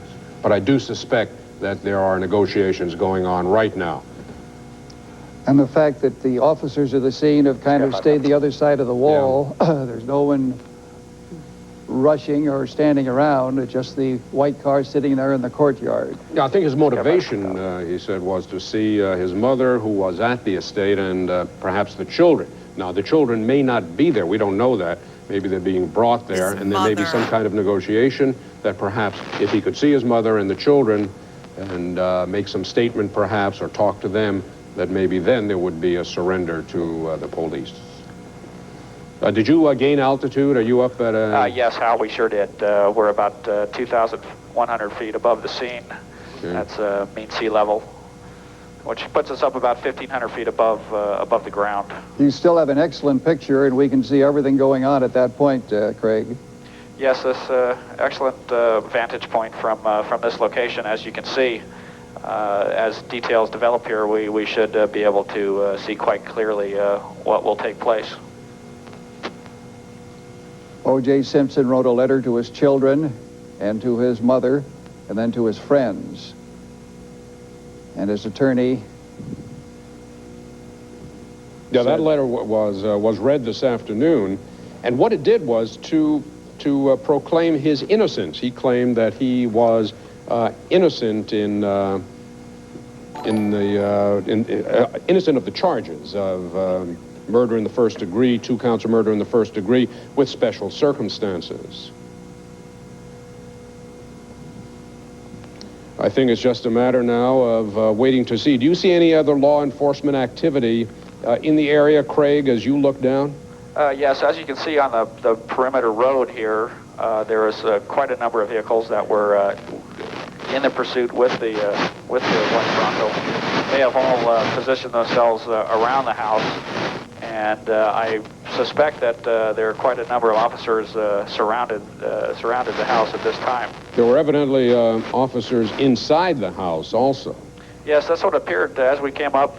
Someone approached the vehicle initially and was pulled away from the vehicle by what it looked like some sort of officers. I could not tell their uniforms. You know, Craig, to put it in one kind of perspective, the belief earlier was, when the letter was trying to head north, attorney's office, at Mr. Shapiro's office, the view was that he was a fugitive from justice. Well, he is not a fugitive in one respect anymore. We know where he is, and he is, you know, there was speculation he might be out of the country, maybe hiding someplace. That is not the case anymore. That situation has now changed. O.J. Simpson is back at his home. And this is not a friend's home or any secondary home. This is his primary residence. Where he has been all day is difficult to speculate. He was out in the valley, then down in Orange County, and now he came back up the San Diego freeway and has come home again. I doubt that he will be leaving again. The police now know where he is. We have found him. The door is opening, and let's see what happens now. We'll watch with you. This is the driver's side of the vehicle. Okay, someone just got out of the vehicle, approaching the front door, dressed in black, and entered. Looks like they entered the front of the house there. Possibly O.J. Simpson. At this point in time, from this vantage point, it was difficult to see or positively identify that individual. It was frozen. Hold on. I missed that part. Officers inside the house also. Yes, that's what appeared as we came up. Someone approached the vehicle initially and was pulled away from the vehicle by what it looked like some sort of officers. I could not tell their uniforms. You know, Craig, to put it in one kind of perspective, the belief earlier was, when the letter was trying to head north, attorney's office, at Mr. Shapiro's office, the view was that he was a fugitive from justice. Well, he is not a fugitive in one respect anymore. We know where he is, and he is, there was speculation he might be out of the country, maybe hiding someplace. That is not the case anymore. That situation has now changed. O.J. Simpson is back at his home, and this is not a friend's home or any secondary home. This is his primary residence. Where he has been all day is difficult to speculate. He was out in the valley, then down in Orange County, and now he came back up the San Diego freeway and has come home again. I doubt that he will be leaving again. The police now know where he is. We have found him. The door is opening, and let's see what happens now. We'll watch with you. This is the driver's side of the vehicle. Okay, someone just got out of the vehicle, approaching the front door. That's him. Dressed in black, and entered. Looks like they entered the front of the house there. Possibly O.J. Simpson. At this point in time, from this vantage point, it was difficult to see or positively identify that individual. In the brief view that we had, whoever that individual was, whether it was O.J. or not, the person did not appear to be carrying a weapon. No, it didn't appear that at all, and in fact, they walked rather casually to the front door. So, yes. So it'll be interesting to see what develops here. Yeah, the reason I mention that is because the reports were that O.J. did have a gun to his head as the car was driving up the 405 freeway. So there did not seem to be a weapon for that person who walked into the house. Right, Hal. We're going to reposition here and possibly get around to the other side of the vehicle so we can possibly see inside that open door. We're going to come around here and is now free. Vantage point to possibly get some additional information. Now, the best we can determine, there is still one other person, at least one other person in that vehicle. Is that correct? At this point, I from the information that I've gathered up to this point, it appears that someone has came just back. approached back to the vehicle and entered the vehicle. Let's do. Because it was a man dressed in black. That very well could have been an. The Brentwood home here of O.J. Simpson, only about 10 minutes ago after a round. Thank you to KTLA. When they pulled off the freeway off of. From this aerial shot, it looked like that man is bulkier and stockier than O.J. Simpson is. But they are pretty much, they're both big men. Mm-hmm. But that is the man who got out the driver's side door. We presume that to be Al Cowlings, who was driving. We're not sure at this point in that 911 call whether it was Al Cowlings who said that O.J. Simpson had a gun to his head, or whether it was O.J. Simpson himself saying that he had a gun to his head. One can assume, I think, rather safely that Al Cowlings is having a conversation at this point with somebody inside that vehicle, that someone, presumably O.J. Simpson, perhaps this is the conversation between two longtime friends that will two resolve longtime friends. This odyssey this afternoon and this evening without any more violence, without any more bloodshed. This is just one of two different vehicles that authorities had been searching for today. They had also put out an all-points bulletin for Simpson. They were searching for this white Ford Bronco that belongs to Cowlings, and also Simpson's black Mercedes. There's been no sign of that whatsoever. So it appears if the two are in this vehicle... Now, that, Al Cowlings, we believe that to be Al Cowlings, holding his hand up, his palm up, perhaps toward the police officers behind him, pointing toward the front door to O.J. Simpson's home, obviously having a conversation with someone inside at this point. Now, unfortunately, now Al Cowlings is the man we believe to be Al Cowlings, is obscured by that. I know, Detra, Ed, it does me too. Obviously, they're negotiating and talking to police officers. Two police officers that are in the house. Back to the vehicle, so it appears that someone else is definitely in the vehicle. Yes. And there's an intermediary there discussing things with the police. He's still in the vehicle?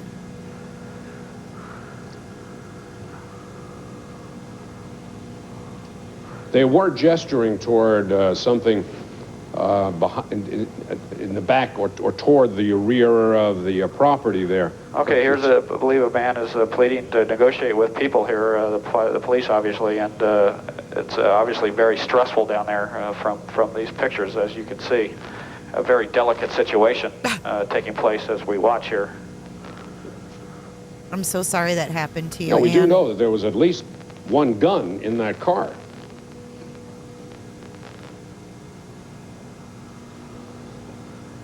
It would be very interesting if anybody on the ground would possibly able to get some audio here of this gentleman. He's quite upset at the moment. Yeah. Quite emotional here. He's quite emotional. Which would seem to. It's in the Tennessee the stressfulness Murder of the situation, Museum, yes. and hopefully this type of situation would not escalate into something a little more dramatic. And both of the officers appear to be calming the individual down and reassuring him that Did they just go inside things the are, house? Safe. Well, there's no doubt, as we mentioned before, that O.J. is in a particularly agitated state of mind.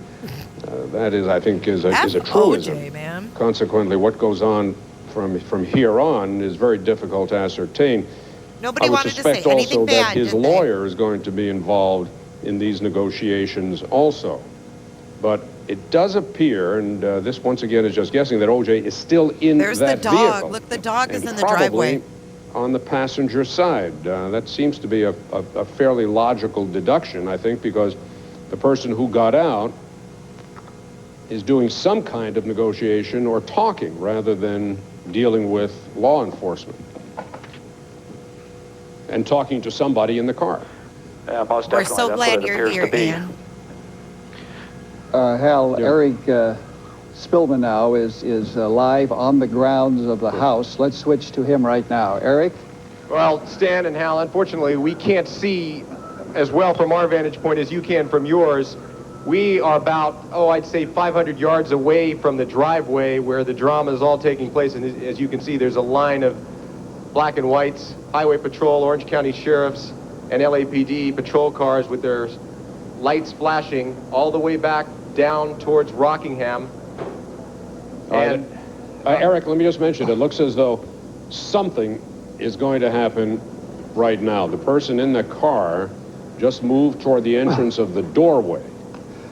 And Hal, Stu Nahan just called in and identified the gentleman standing there in the courtyard. It is Al Cowling. Yeah, it is a professional football player and his And best friend. close friend, yes. Played ball at SC with O.J., and he was the man driving the car, and he was also the man with O.J. Simpson at the house in San Fernando Valley. Right. Now, he's backed away from the vehicle, and LAPD inside the house. Just inside I the would think doorway. that what you're going to see is, well, once again, we're speculating, but I would suspect that O.J. is in that vehicle and will probably come out of that vehicle.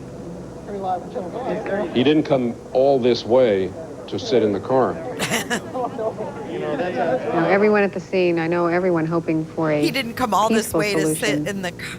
to this entire scenario. And Jan, he's standing right out in the open. There are two police officers just inside the door. At least two. There may be lots more. Right? Two that we've seen at this point, yes. And then he had his hands moving in a very emotional manner, and what they were saying. Right, it was unclear who he was speaking to, whether he commentators. was speaking to law enforcement officials, perhaps, there by the wall, or maybe even neighbors, bystanders who were there. It's hard to tell from this point. But at one point, yes, he was very emotional. They hovered low, didn't they?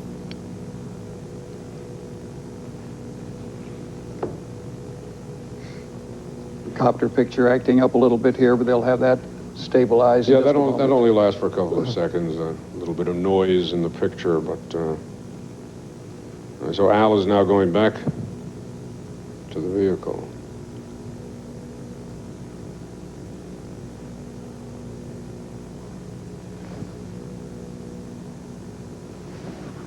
Critical, as we pointed out before, is the fact that they believe that any type of intrusion, especially by the media, could trigger a confrontation, could trigger something to happen. If you look ahead of me here, I'm not sure if our photographer can get a shot here, but Steve, you can pan off to the right. If you can pan right, Steve. Al, I think we're going to stay with our helicopter picture. If you just describe for us what you're seeing. Okay, now we've got a split screen and we can see what you're talking about, Al. Okay, very good. As I said, nothing apparently from the house, but what you had seen before. Okay, Al, to just update you and the rest of our viewers, the man we believe to be Al Cowlings. This is Larry King in Washington at CNN Studios, staying atop this scene for you now through Fox 11. We have just been told that 2 photographers who try to run across the lawn have been arrested by the police. We have affirmed that Al Cowlings is apparently negotiating. He was the driver. 2 photographers were arrested running over the lawn. And look at the poor doggy. Look at Nicole's doggy. Do you see it in the bottom right corner? Or bottom in the middle, rather? I always feel bad for the dogs in these murder situations.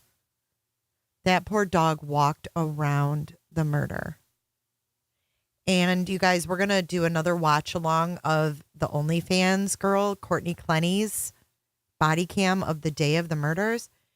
And her dogs are also all in the crime scene. And I just feel like, why don't they have a better system from 94, when this happened till now, like to do something with the doggies? I feel bad for them because they know. I'm an animal lover and I know that dogs know. And I hate seeing them wander around crime scenes. The Courtney Clenny thing really set me off. It was sad. The car, the longtime Simpson friend and teammate at USC. There are police in the doorway. This is the driveway to the O.J. Simpson house in Brentwood. He's driven through 2 counties, and we followed him all the way. That's a police car behind him.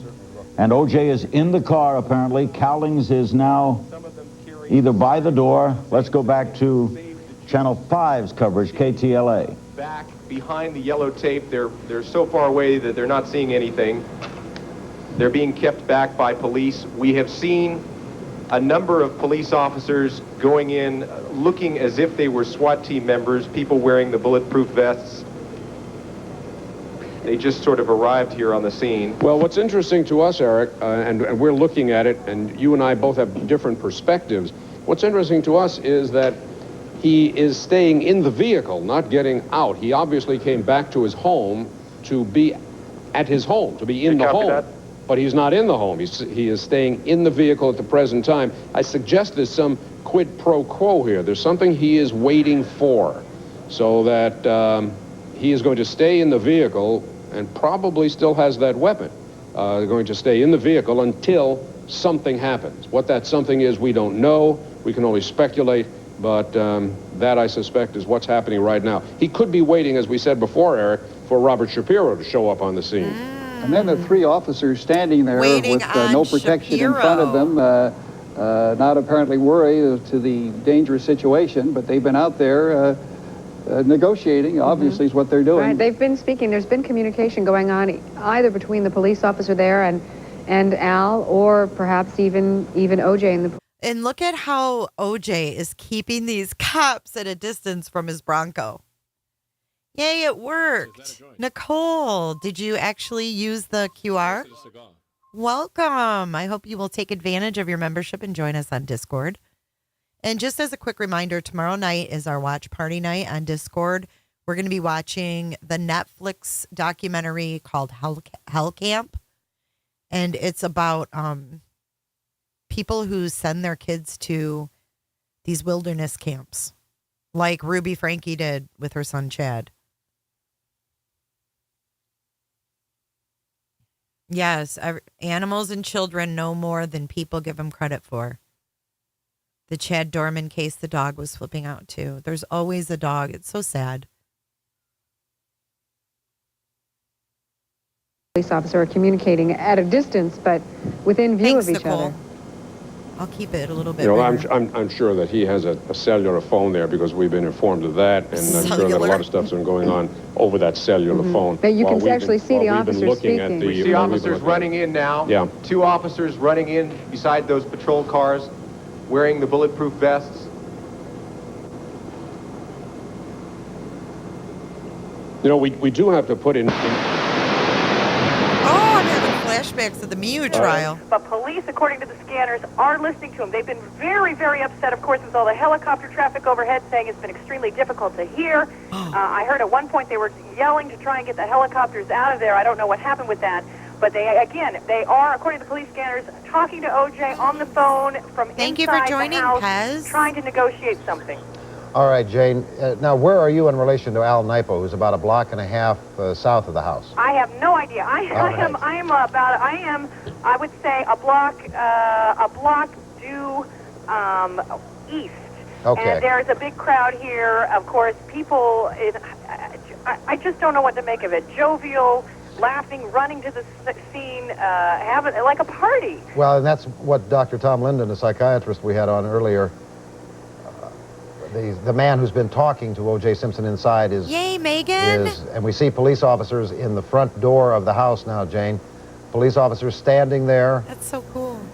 Openly standing there, talking apparently to the man who is sort of in the middle, literally, between O.J. Simpson and the officers.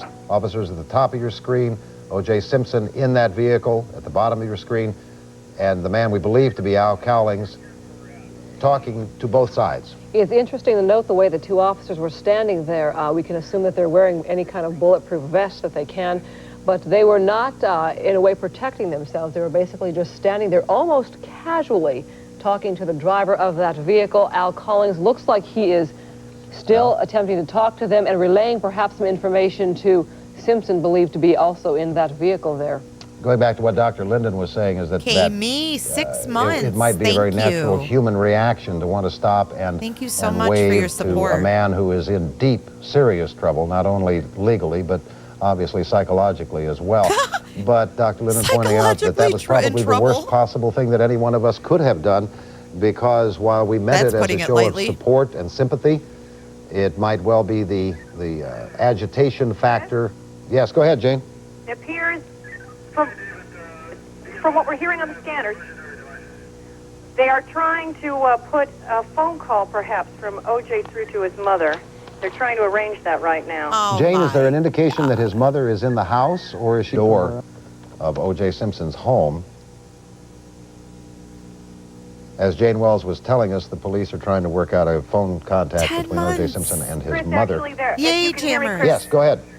They're trying to get the phone number.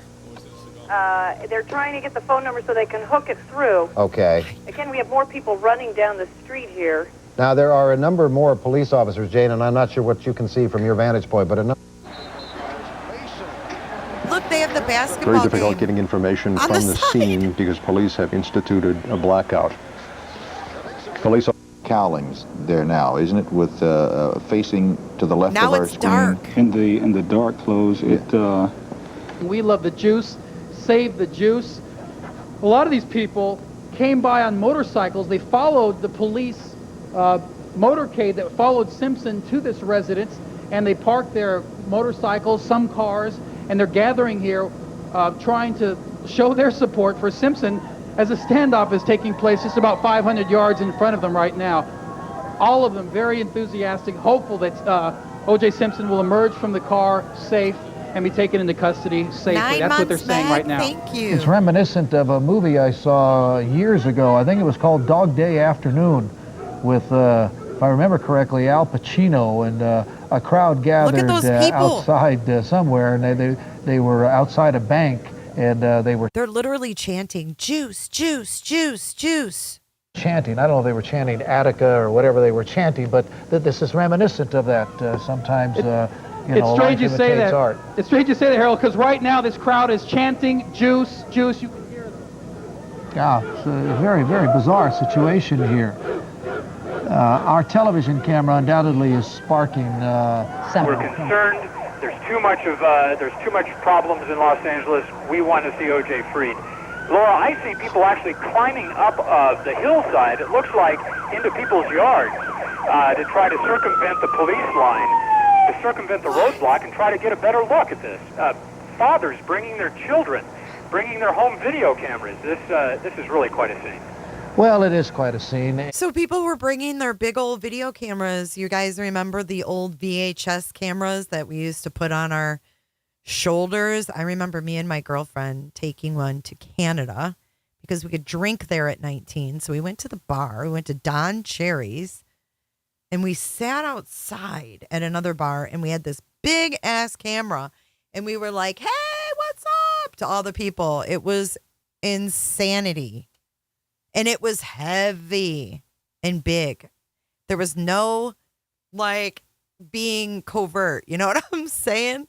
Like, now you've got cameras the size of, the tip of a pen. And we, according to your information earlier, are waiting for a crisis negotiating team to come online. Keep in mind, as we watch this now, darkness is beginning to set in on the west side at almost 8:25 on this Friday night, and it is going to be interesting to see if the law enforcement people there bring in lights and illuminate the vehicle, the Bronco that O.J. Simpson is in right now. But for our standpoint, we ask you to stay with us. Nightfall causes us problems. Our cameras are as high-tech as they can be, and they can operate at a very low light level, but as you can see, the light is dropping rapidly. It's getting dark. The situation is that they are waiting for crisis negotiators. There are a minimum of 4 people in the entryway to O.J. Simpson's home, about halfway up your screen right now. They have been talking back and forth with Al Cowlings, who was the driver of this car up from Orange County, the man who fled the home today where O.J. Simpson was with his attorney. And we haven't seen Mr. Cowlings here in a little while. No, we haven't. Walking back and forth. The last time I saw him, he got back into the vehicle. I raised the possibility that he could be a hostage, but I think above and beyond. Making so much noise, police cannot hear their conversation with O.J. Simpson. He's using a cellular telephone, apparently from inside that white Bronco that you can barely see in the lower portion of the right-hand side of your screen. This is really no joke. Like, this was the finals in the NBA. The finals in the NBA took a side screen to the dark.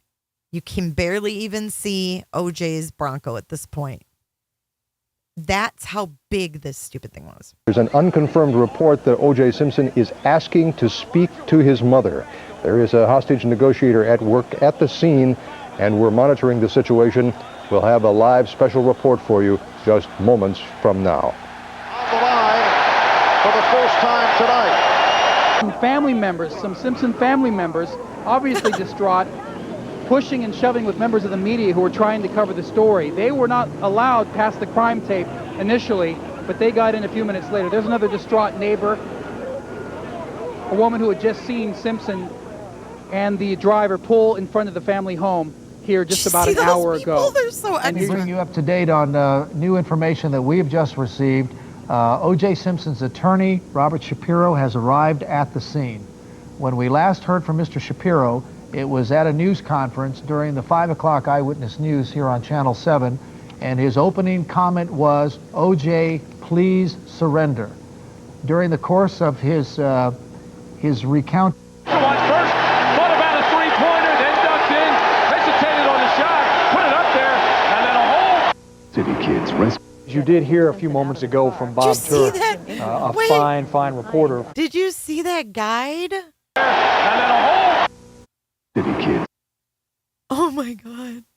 Pay-per-view Into the West, Channel 53. To order movies on 52, call within 30 minutes before the movie begins. Movies only $3.95 per showing. And look at Look Who's Talking is on there as well. Oh my God. Look Who's Talking. You did hear a few moments ago from Bob Turr, a fine reporter for KCBS television. He said that the Los Angeles Police Department does have a number of its top-notch people, SWAT. Everywhere I look and everywhere I go. Say what, say what, say what. So at the same time was Snoop Dogg on Saturday Night Live. Guys, this is awesome. This is definitely a blast from the past. And talk to him and hopefully have him just pull over. And right now I don't see... That was it. The Snoop Dogg was the final. So Snoop Dogg appeared on Saturday Night Live that night. Police department does have a number Watch of that again. Its top-notch Raw people, SWAT. Everywhere I look and everywhere I go. Say what, say what, say what. Is that awesome? Yes, yes. All the sports bars had it on. It was insanity. But wait, there is more. We're not done quite yet. We have to listen to the part that we didn't listen to of OJ's deposition. So this all takes place. We're kind of doing a little, kind of a timeline thing here. So this is going to be taken down and replaced with the other video where we left off. Okay. Bear with me. Transform, fit to screen. Okay. Now back to this, back to our regularly scheduled programming. This is from January 25th of 1996, and this is from the civil trial. I'm glad you're enjoying this, Nicole. This is from the civil trial where the Goldmans sued O.J. Simpson. So we're going to listen to the deposition. And Daniel Petrocelli is the lawyer that is questioning him. That is the Goldmans lawyer questioning O.J. during a deposition. All right, here we go. During that year? Yes. When was the first one? The only big fight, the only one we had was one, I think it was in October of 93. And what happened? What do you mean? What was the cause of the fight? The cause of the fight was something that a girl named Alex, who had been Keith's fiance. I was shooting a movie, and on the set of the movie, thank you so much, she was Diana. telling me things in front of people about what things Keith was saying about me and things that Nicole and Keith had done during the time we were apart. This woman named Alex was saying I think her name was Alex something. She was Keith's fiance or... Okay, so this is the girl that we heard him saying was the Heidi Fleiss girl on the 911 call.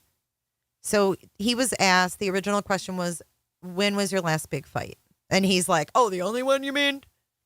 So he says the cause of the fight was something that a girl named Alex, who had been Keith's fiance. Here's Keith again. I was shooting a movie, and on the set of the movie, she was telling me things in front of people about things that Keith was saying about me and things that Nicole and Keith had done during the time we were apart.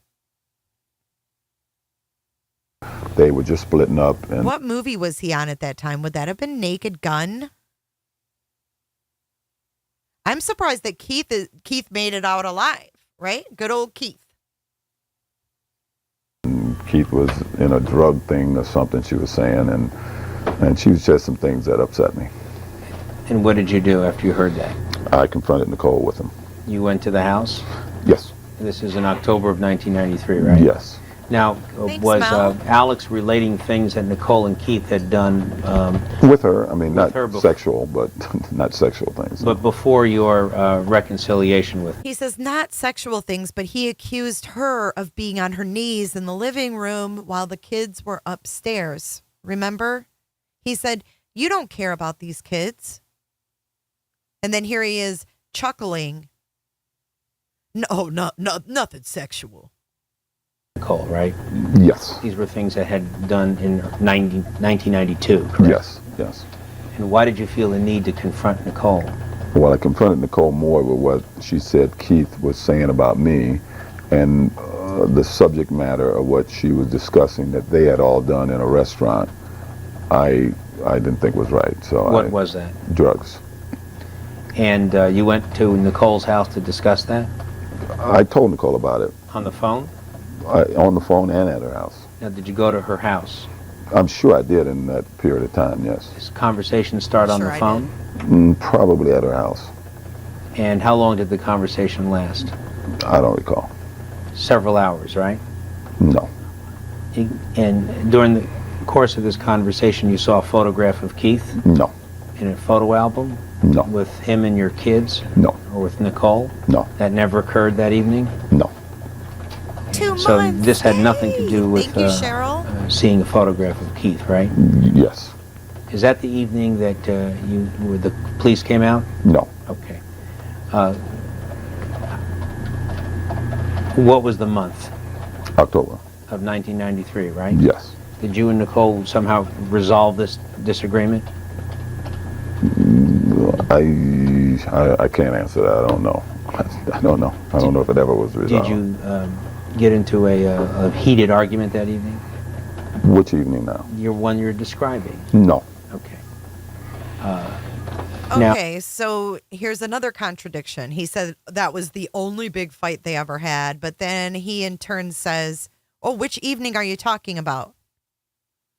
He's a lying liar who lies. He's no different than any other wife beater, son of a bitch, jealous, insecure freak. Lacey, I'm glad you're not being silent today. Welcome to chat. Get into a heated argument that evening? Which evening now? Your one you're describing. No. Okay. Now, how long after that did you have this incident when you came to her place on Gretna Green and the police came out? I believe it was 3 or 4 days later. What led to that? I was at her house for dinner, and she relayed to me that Keith had called and evidently was denying everything that this girl had said concerning me. And Nicole relayed to me that she told him that OJ understands you guys are split up and women will say anything when, you know, people are splitting up, say things about one another. And I didn't particularly like her characterizing my attitude, so I went home. I told her I didn't like it, and I went home. Just picked up and went home? Sure you did. Yes. And what happened next? She called me. At the house? Yes. And what did she call to talk about? To remind me that I had always said that, you know, we should talk things out, or I had agreed at some earlier date that we would discuss things, and how we're going to progress if I leave all the time. And then what happened? I thought about that after a while, and I got in my car and went to her house. Did you tell her you were coming? No. What time was it when you went to her house? I don't know. Evening? Yes. And what happened when you got there? She was trying to move her cars, and was something she was trying to do with her cars and garbage. So I got out of my car and sort of pulled her Ferrari into the garage. Thank you, Anna. And we were talking during this exchange, and we walked through her kitchen into her patio, and she was smoking a cigarette, and we were debating this whole thing. And then what happened? Somehow, in the midst of the conversation, she Thank you, Core. threw Paula in, got Paula into the conversation, evidently while looking for a frame to put my kids' pictures in to send, because I had requested later pictures for my New York condo. And I guess she had some pictures blown up. And while she was looking for frames at my house, she came across a picture of Paula on the shelf where we keep all our empty frames and things, in a frame that evidently was a frame that once had one of our wedding pictures in. And she yelled something about, you know, uncomplimentary about Paula in our wedding album, in our wedding frame. Here we go, the typical abuser blaming the one being abused, abuser blaming the victim.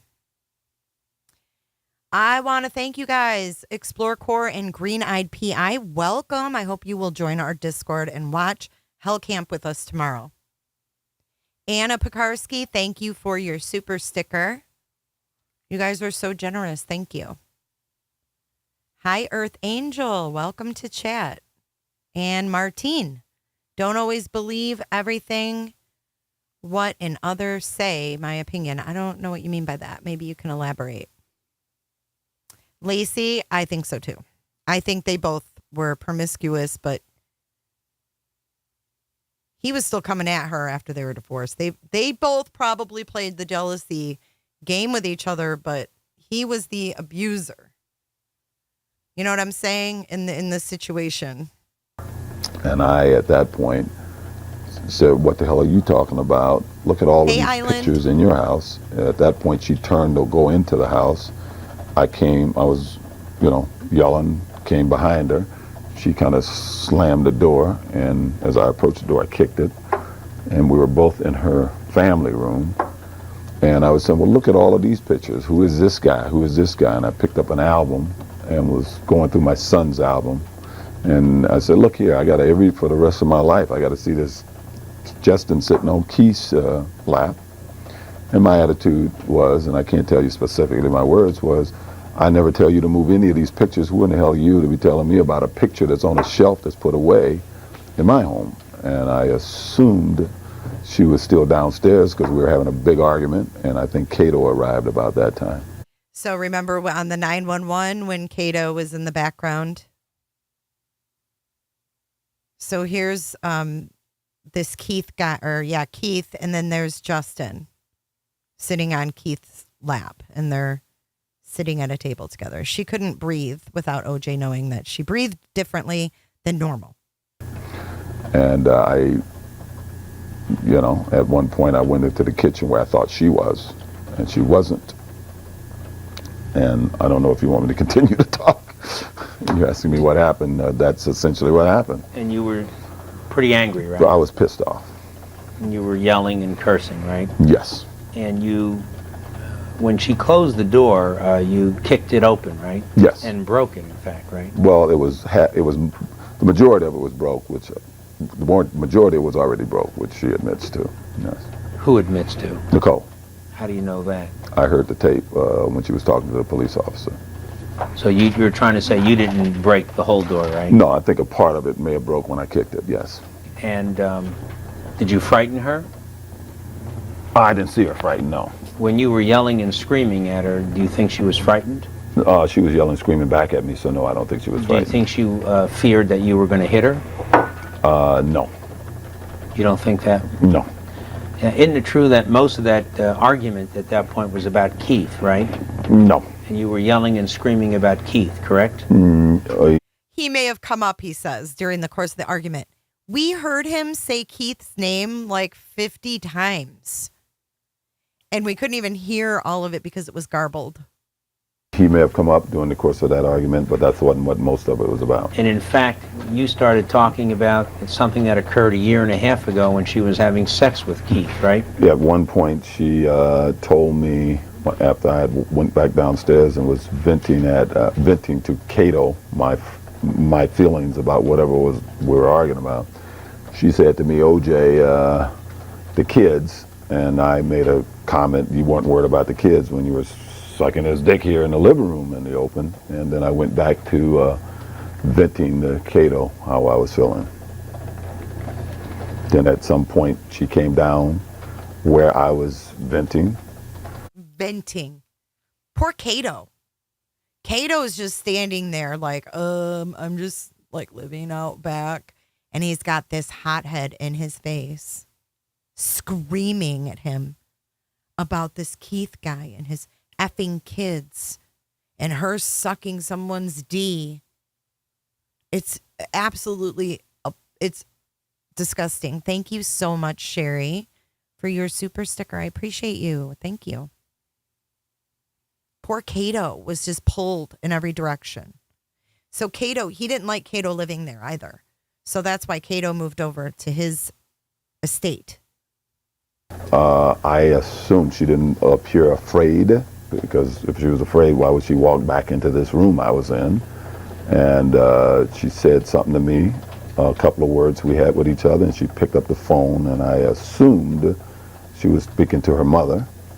And shortly after that, the police came. Did you know that she had called the cops? No, not at all. So it surprised you when they came? Yes. So this asshole, let's take him to a whole nother level of prick. He thought she was on the phone with her mom. Let that sink in. He wanted her mom to hear about her sucking D in the living room while the kids were home. That makes me sick. He wanted her mother to hear those things about her daughter. You don't get more evil than that. Now, you were saying much more to her about Keith than just that she had had sex with him in the living room, right? Yes. You were going on and on about Keith. About this asshole. Going on and on. I mean, oh, the guy, this asshole. Asshole talking about me like this, doing drugs, and during the course of this conversation, Nicole revealed that this girl was a Heidi Fleiss girl. Evidently, they were all together when she had her fight with Heidi that started that whole thing. And if you listen to the tape, you'll hear me refer to Heidi Fleiss on numerous occasions. And I just was very unhappy with all of this crap about drugs, about hookers, and I wanted to know why she had brought these people into my kids' home. And I'm mad today when I think about it, yes. So after they were all unalived like that, and look at Heidi Fleiss. Oh my God. This is so many memories. So after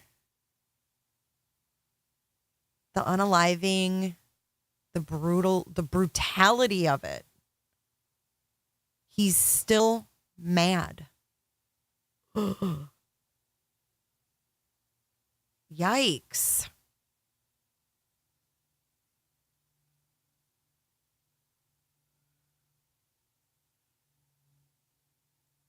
But that was a person who was in her home more than a year before that incident, correct? Yes, yes.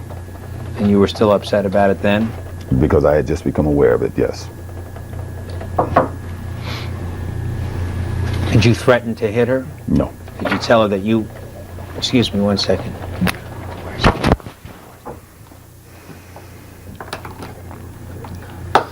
Dan, we've got a...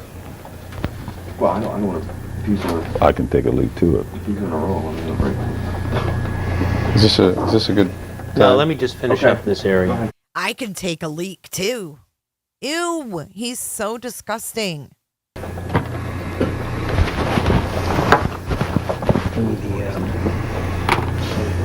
If he's on a roll. You don't need it. I need what? What is it? Oh, you know, it looks like a couple fingers of scotch to me. Seriously. He was going to let you put it under the table. No, I thought he was on. Try to be nice. It looked like you can't be nice. It looked like bourbon or whiskey or something. Yeah, I could use that.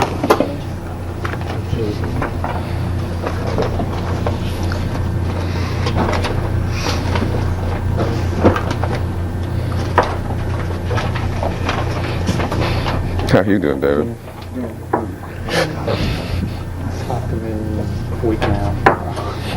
Yeah, exactly.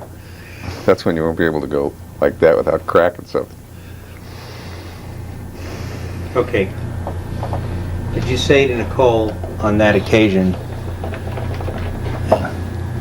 I'm leaving with my 2 fucking fists is when I'm leaving with? No. You deny saying that? Yes. Fists? I ain't leaving till I've said what I'm saying. Wait, he said I'm leaving with my 2 fucking kids. Are you kidding me? The lawyer for the Goldmans thought that he said I'm leaving with my 2 fucking fists?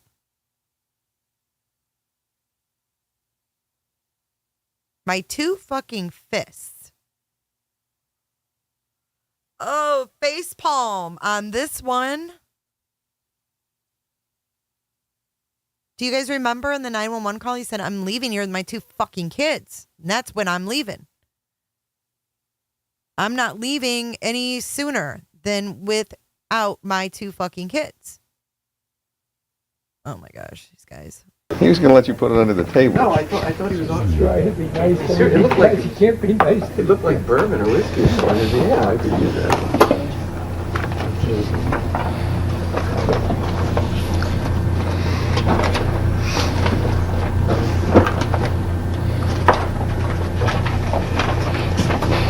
How you doing, David? Talked to me a week now. Yeah, exactly. That's when you won't be able to go like that without cracking something. Okay. Did you say to Nicole on that occasion, I'm leaving with my 2 fucking fists is when I'm leaving with? No. You deny saying that? Yes. I ain't leaving till I've said what I'm saying. I could have said that, yes.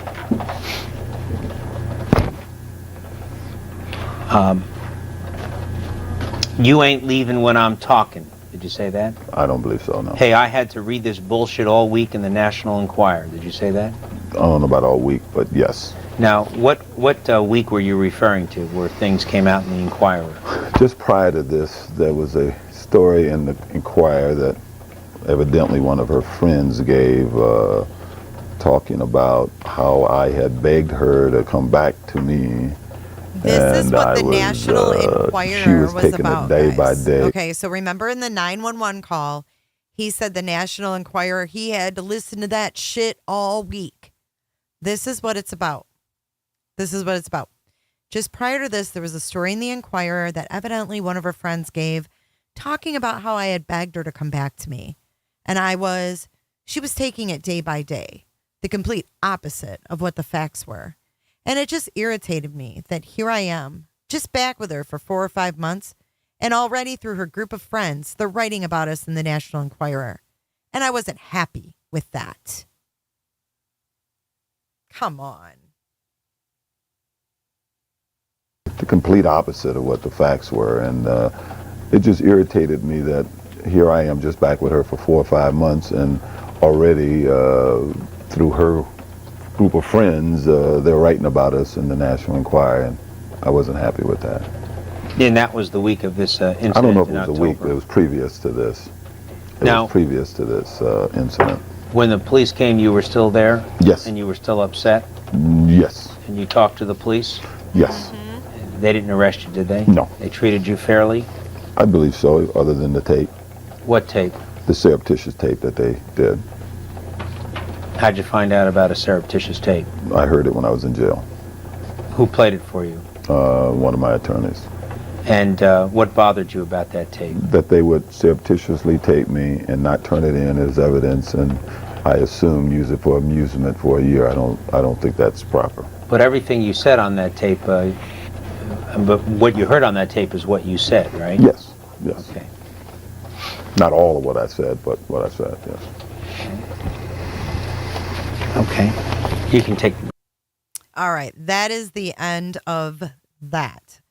But wait, there is more OJ. We have one more thing to cover before we end this Friday stream. We have where OJ's, well, it's not even OJ's, where the Bronco is, the infamous Bronco. I'm going to show you guys where that's at. It's in a museum in Tennessee. Oops. I don't want to play that.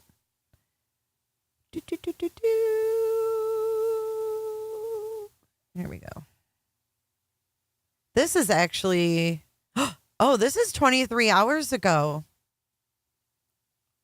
Yep. Okay. So it has its permanent home at the Alcatraz East Crime Museum in Tennessee. Can we keep chat on focus, please? We are almost done, guys. Whatever happened to the world's most famous white Ford Bronco? 22 years after the chase, Inside Edition found it in a garage in Central California. Simpson's former manager was storing it there for safekeeping. This is where O.J. Simpson was crouched in the back seat behind Al Cowlings as they led police on that. He's sitting in the exact spot where O.J. was crouched down with the gun to his head with his 3 suicide letters. I know. I don't want it to end either, Core. I don't either. Slow-speed chase.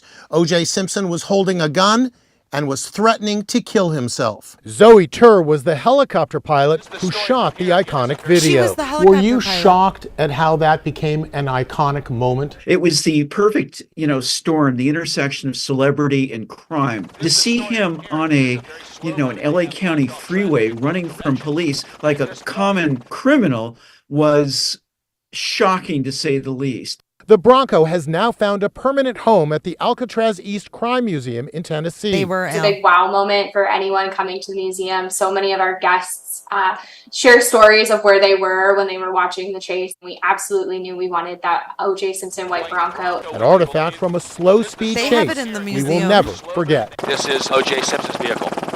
Yeah, his reputation meant everything to him. You are 100% correct. But also at this museum here,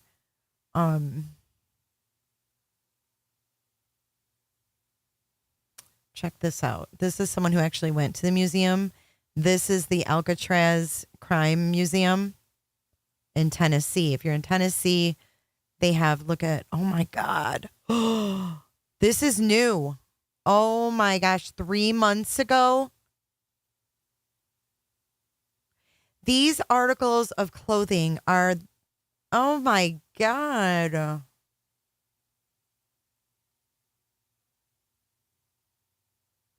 These articles of clothing are what Natalie Holloway was wearing the night she disappeared. I don't know how I feel about this.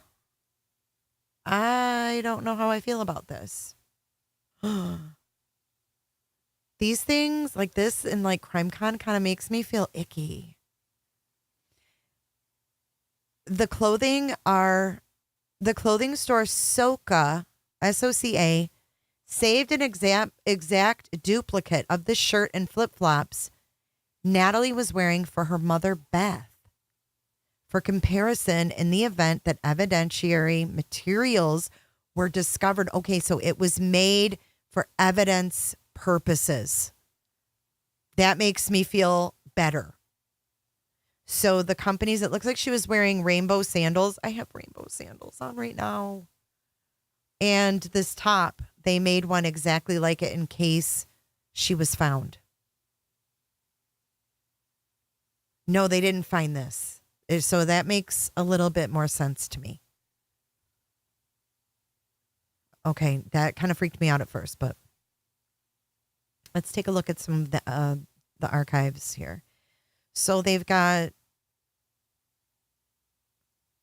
campaign materials from Robert Kennedy's campaign.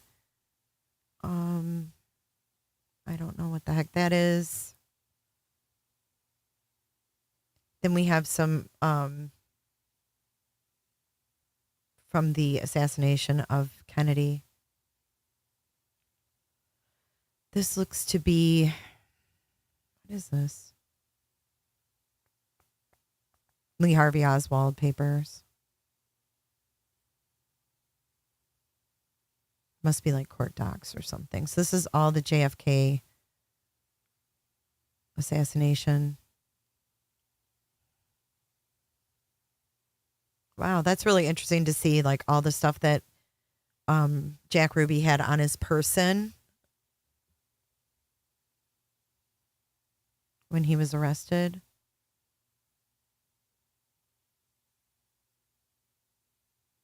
Wow.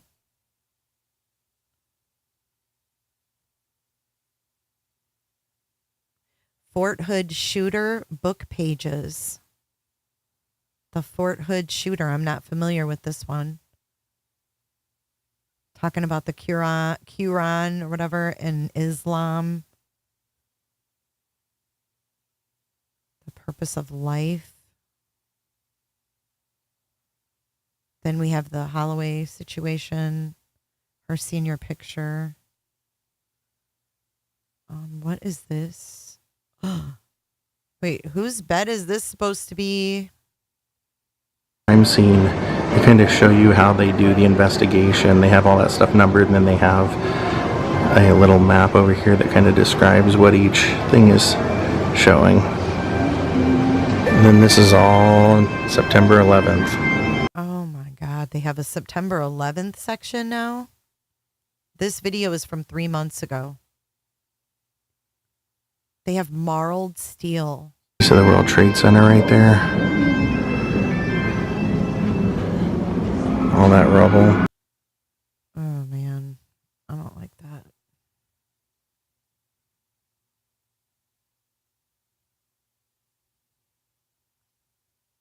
Who's Dr. Bass? We have a Dr. Bass exhibit, and then we have like shoe impressions. Let's see what this weird thing is. Identification catalog. FBI facial identification catalog. It says this book was used by Streed early in his career as a reference for facial features during interviews to help build an accurate sketch. The catalog shows mouths, noses, jawlines, and other features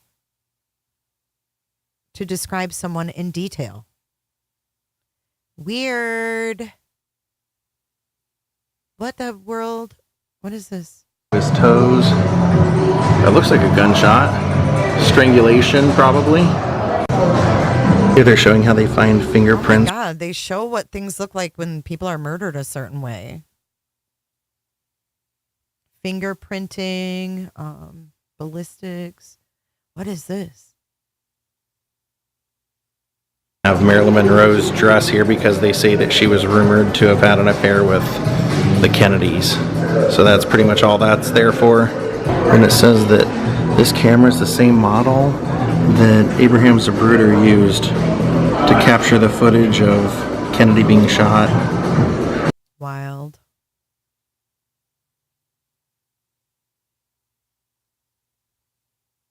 Oh my God.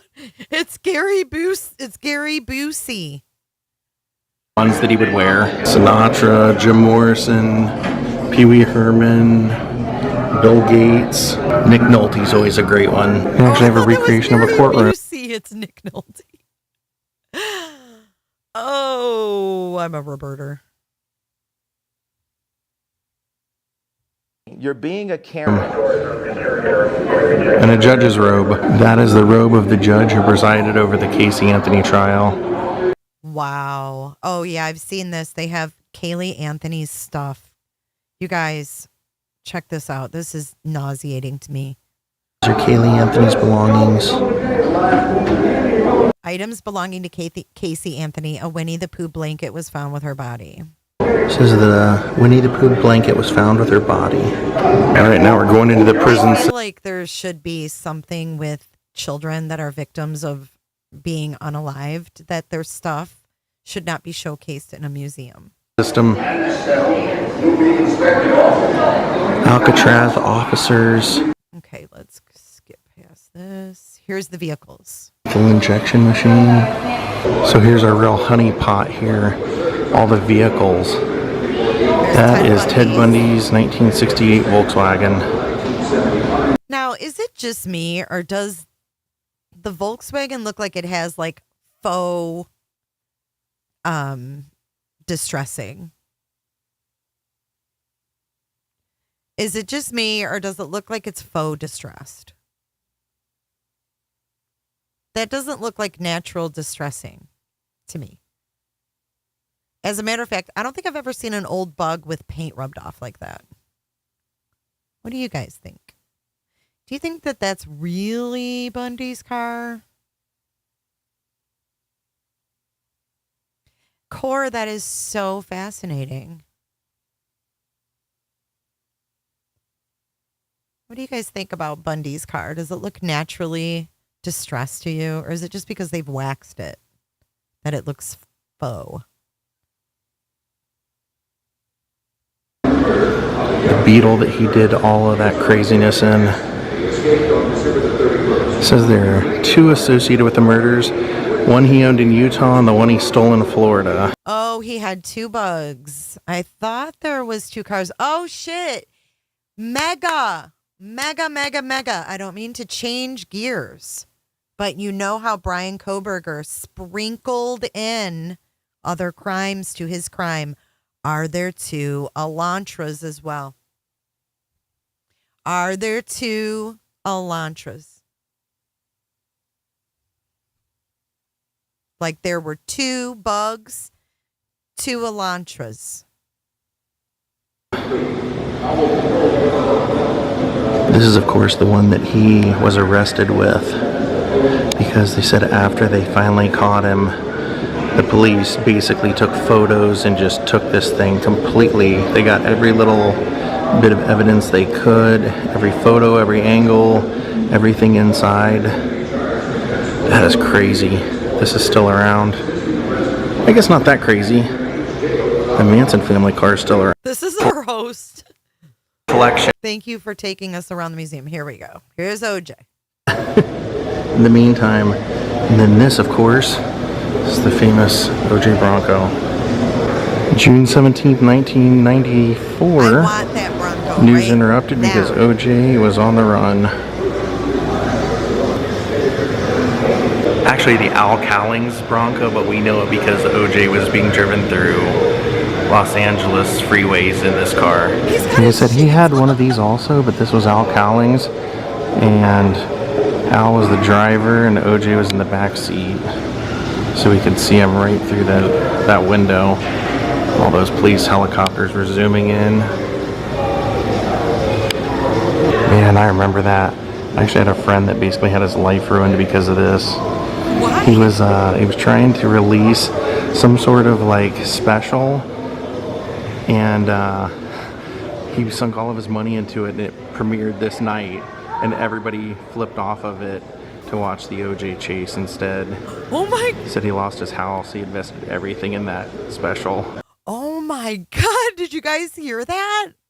He had a friend that made some kind of a movie or something, and it was premiering that night, and this fucknut decided to go on the run, and everybody clicked off it, and the dude lost everything because he put everything into it.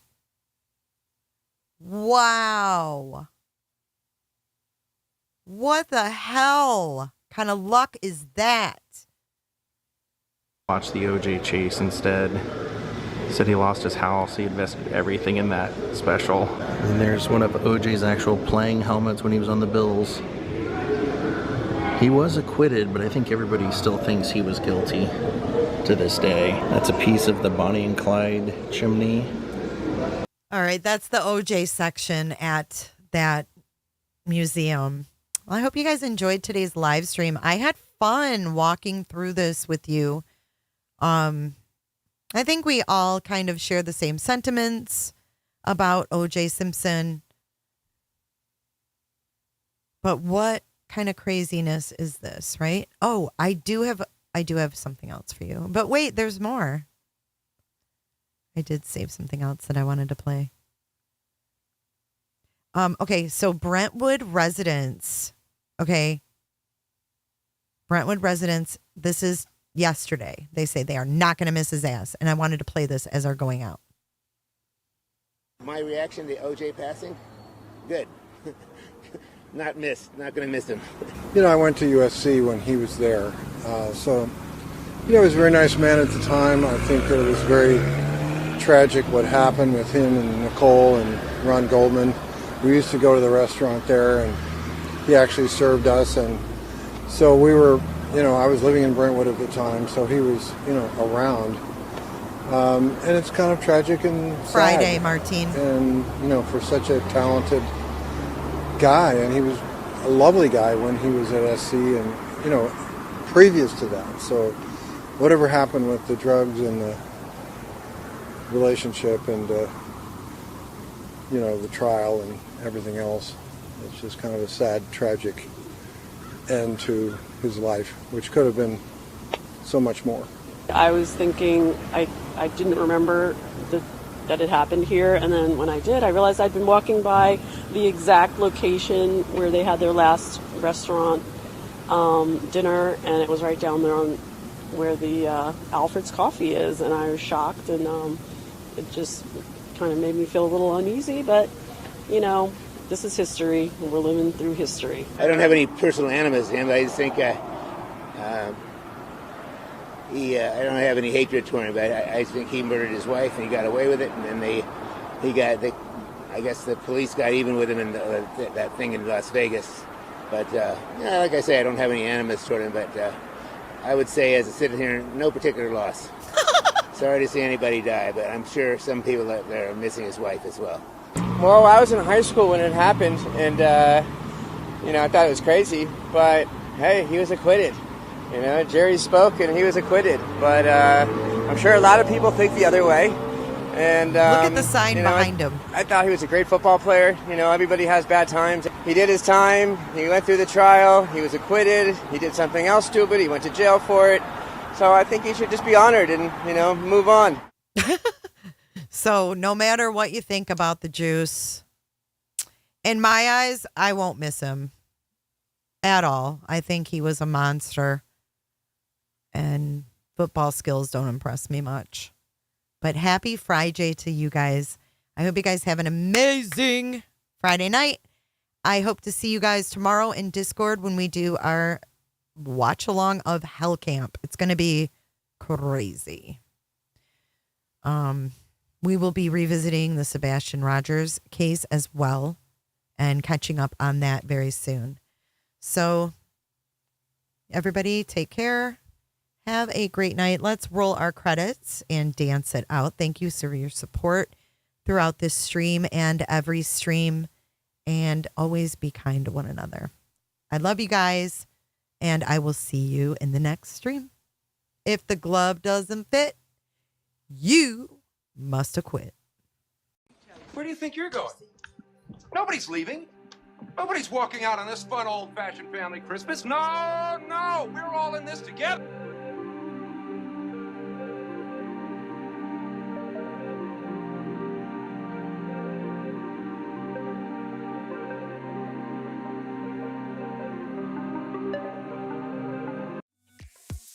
Be sure to check out my other videos and playlists for more true crime content. And if that's not enough, you can join our Patreon. Don't have a tinfoil hat? It's okay. We'll make you one. It's that easy. See you guys in the next video.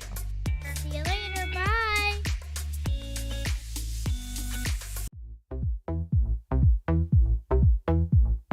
I don't give a damn.